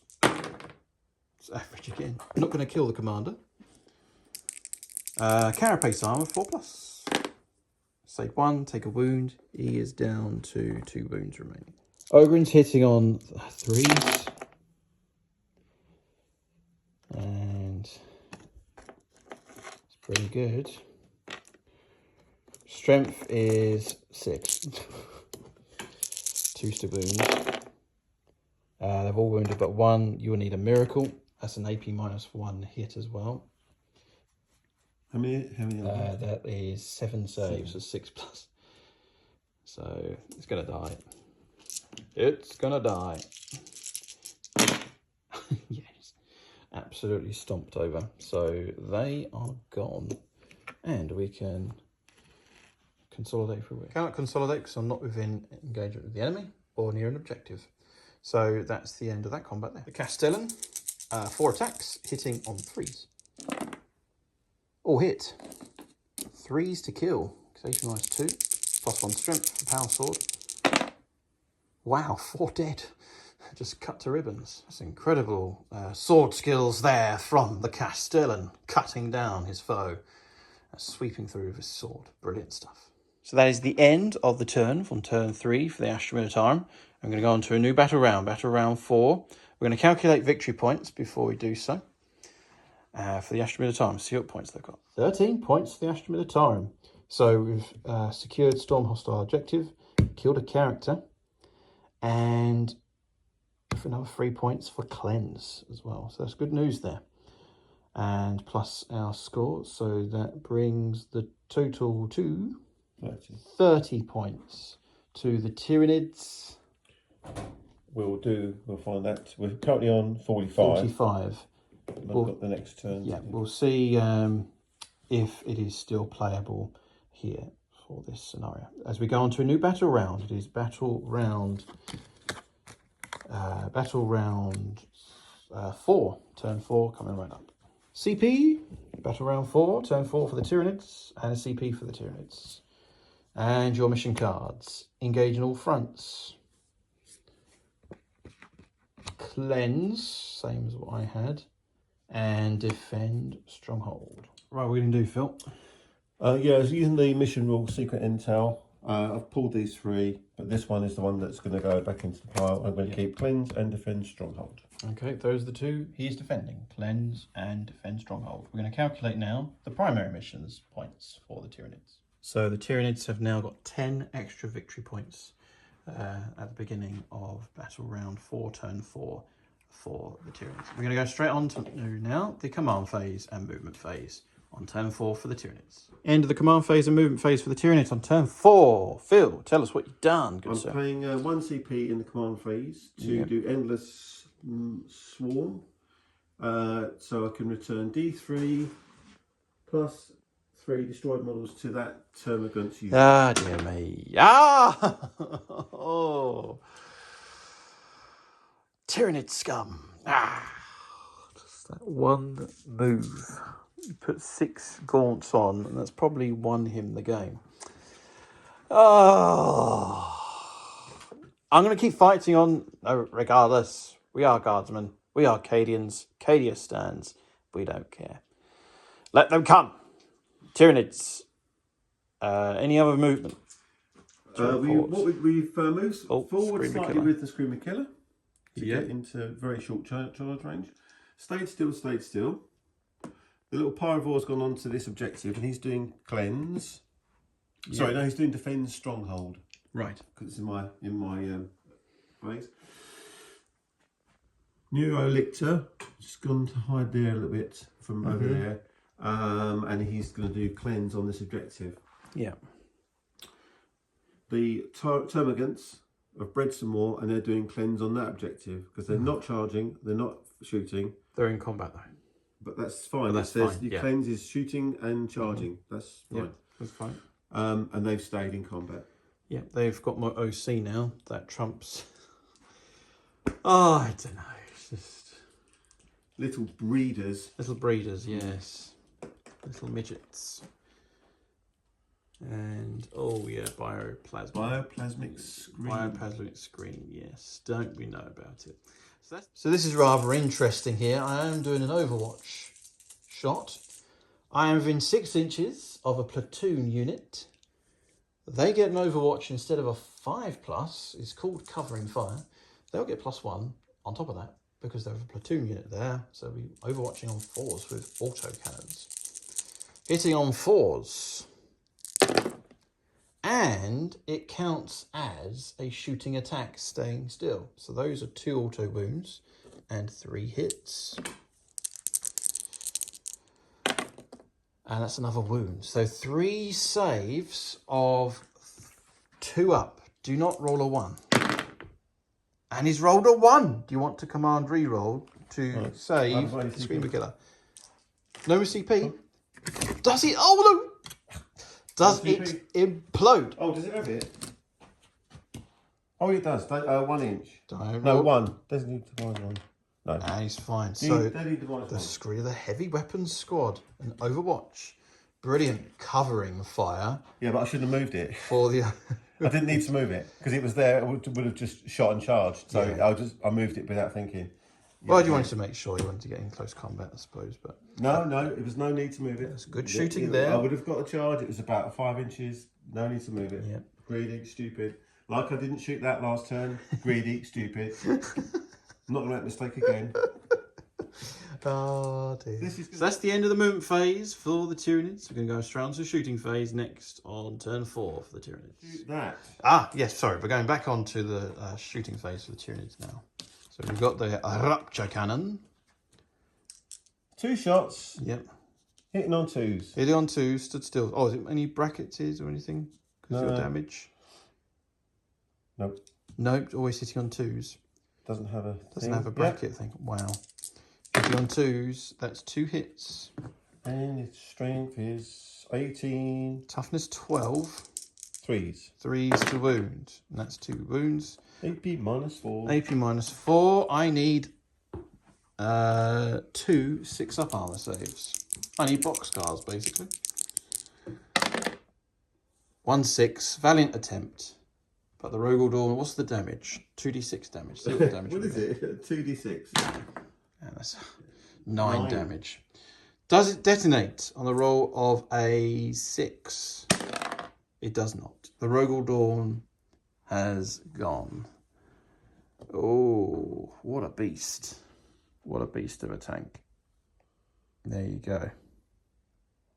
Engineering marvel. Excellent design work from Games Workshop. Lovely model. And I will, in future, get another one of these beasts. Tyrannofax is going to shoot into the Leman Russ that's in close combat. It will be on -1, though. Hit on 3s. 2 hits. Strength is 18. Toughness 11 on the Russ.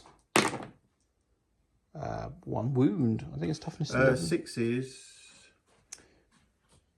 No, it doesn't mean anything. Doesn't mean anything. It's AP -4. Yeah. 6-up armor save. And would you believe it? That is a 6.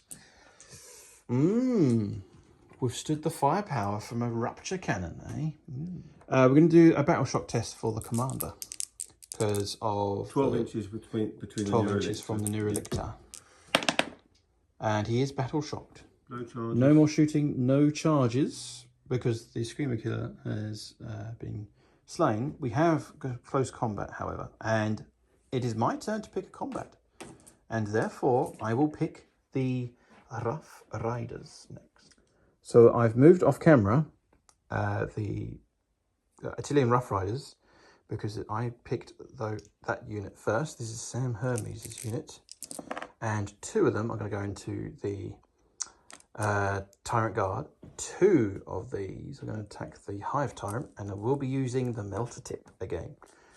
So I'm going to do these two here into the Tyrant Guard, hitting on 3s.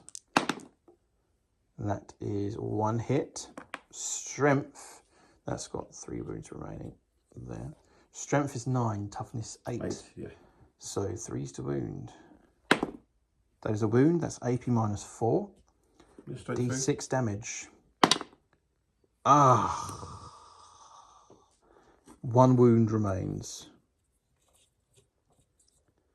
Okay, so do I have to kill them before I get to your... No, I think you can still, I think you can attack him. Okay. Because,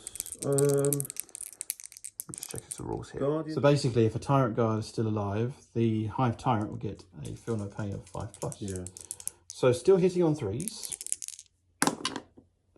2 hits. Strength 9. Toughness. 8. Hive Tyrant, toughness 10. Toughness 10, so 5 to wound. Oh, no. Failed to wound there with the Attilian Rough Riders. They could be in big trouble. Tyrant Guard first, going to attack all the attacks are going to go into the Rough Riders. Ah. 2 attacks hitting on 4+. Yeah. Yeah. Here we go. No. Missed. Okay. Right, hitting on 4s. That's interesting. The Tyrant Guard's hitting on 4s, yeah. With the crushing claws. Yeah. It's twin linked. Yeah. Hive Tyrant. It's rerolling wounds, isn't it? Yeah. Okay. Right, 6 attacks from the Hive Tyrant with the monstrous bone sword and lash whip.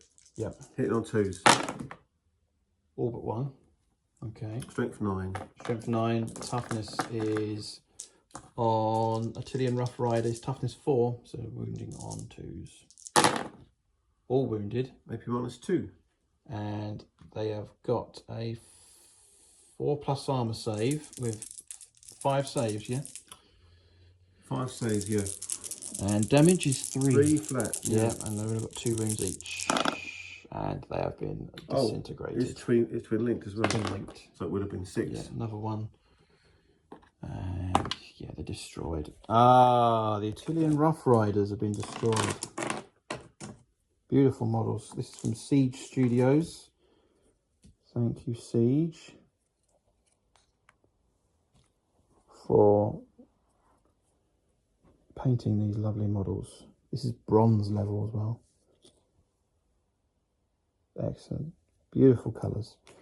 And yes, I do want to fill out a full unit of 10 of these because they just look so cool. Very good. They are. Lehman Russ will get the fight back. He'll try and squish a Tyrant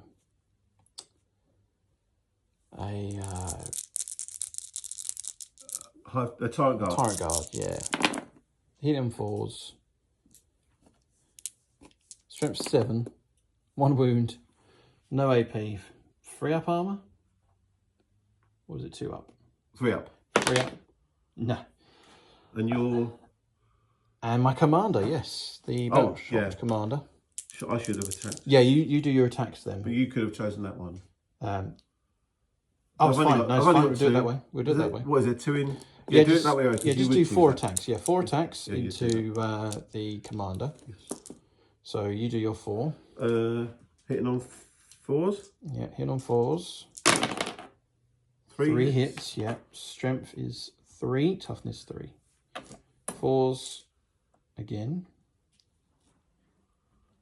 You are... Toughness 3.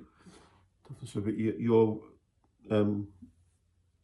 battle shots because of him, so it's +1 to the wound roll. Oh, +1 to the wound roll. Oh, right. Because you're... wounding on 3s. Yeah, wounding on 3s. 2 so 2 get through. No AP or anything. Saved. Carapace armor holds. Now I get to strike back. 2 hits. 3s to kill. Another 2 dead. What was... And also if you're... Use -1 to hit where your battle shot. Oh, okay. I'll check the rules Yeah. and camera footage to see if I've missed. It was a 6 and a 5. We checked. It was fine. So killing on 3. No! The sword has been blunted. So no damage there against the Termagants. End of the turn for the Tyranids on turn 4. We'll calculate victory points and see if there is any need for the Astra Militarum to continue on in the battle here. So calculating victory points, the total score is 63 points to 30 for the Tyranids. I'm going to see what cards are drawn. on my battle round for turn 4, the Astra Militarum, but I think we have a conclusion for this scenario as we advance forward onto turn 4 for the Astra Militarum. Beginning of turn 4 for the Astra Militarum. Tyranids get a CP, I get a CP. Now the cards. Orbital strike coordinates. That's Gammat. Oh, that's Gambit. That's the wrong one. Gambit would have made a difference. Secure no man's land. Overwhelming force, and we get +1 objective card number. So extend the battle lines. We'll see what's happening next. Right, we've calculated the victory points. I'm only going to get 5 victory points because of that cheesy rule the Tyranids used, which regenerated Tyranids to trump my OC. So he's got more OC than me. The cards are good, but it's still not enough points to grant us victory.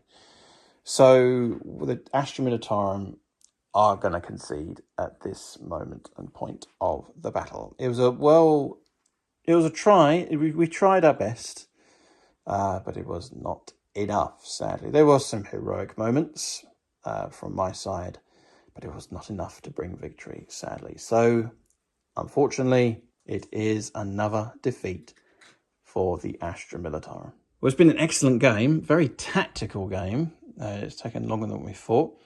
The firepower from the Tyranofex has been absolutely frightening at times, and sometimes it was woofed, but majority of the time it went in Phil's favour.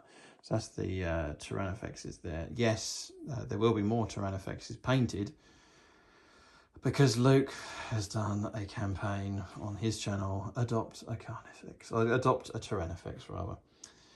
So I think there's going to be 10 of those models in the Apocalypse games. I'm painting 2. And Phil is volunteering to paint 2 of them as well. And Luke's doing the other 6, I think. Oh man, it's I'm not intimidated. I'll just try and paint some more vehicles, or maybe a Titan. We shall see. Right. So units of the game, Phil. Tell us what's your honourable unit.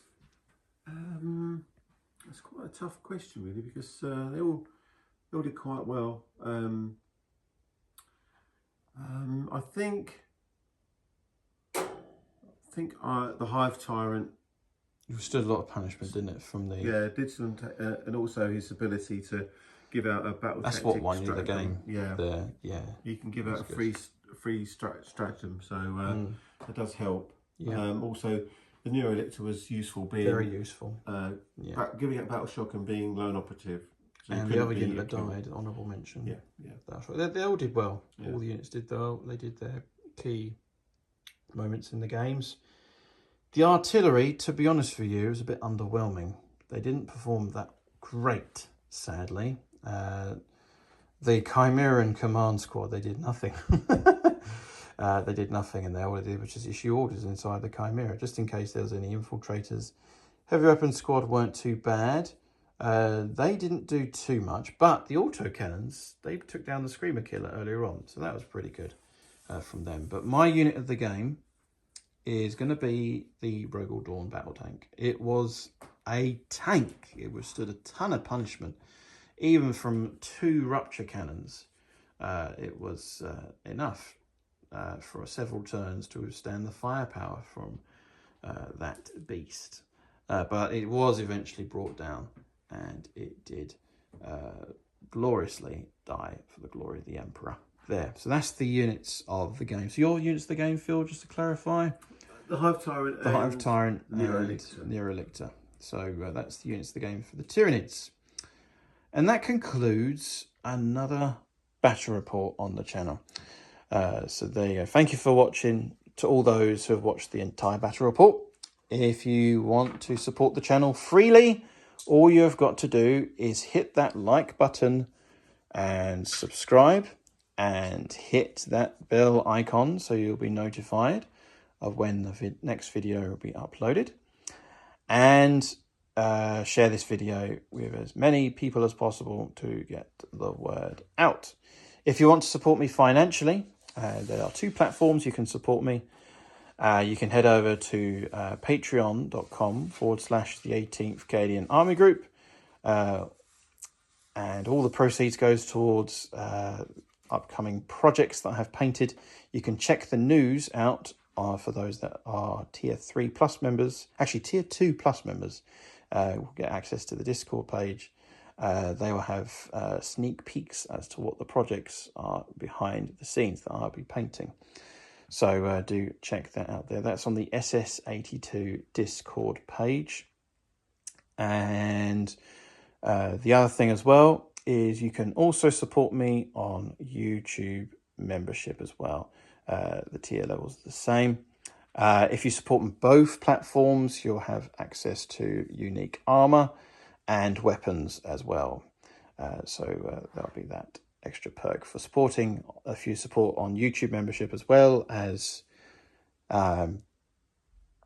YouTube membership and Patreon, both of them, you'll get that perk on top, just to keep things slimmed down and trimmed to make it easier for everyone to access there. Big shout out to all the current members that are supporting me on the channel as well.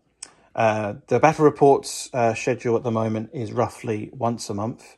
It's because I've got work commitments and everything like that, so it's very difficult to get the content out, but I want to keep the channel going. And to keep the channel going, I love doing it. I love doing the battle reports, but the way it works is if I have more supporters that support the channel, therefore there'll be more content. So I will be setting up some goals as to see how the future progresses on the channel. Yes, there will be more content coming on soon. A new gaming system coming. Legions Imperialis will be coming on the channel soon, so keep an eye on that. The painting has been good so far.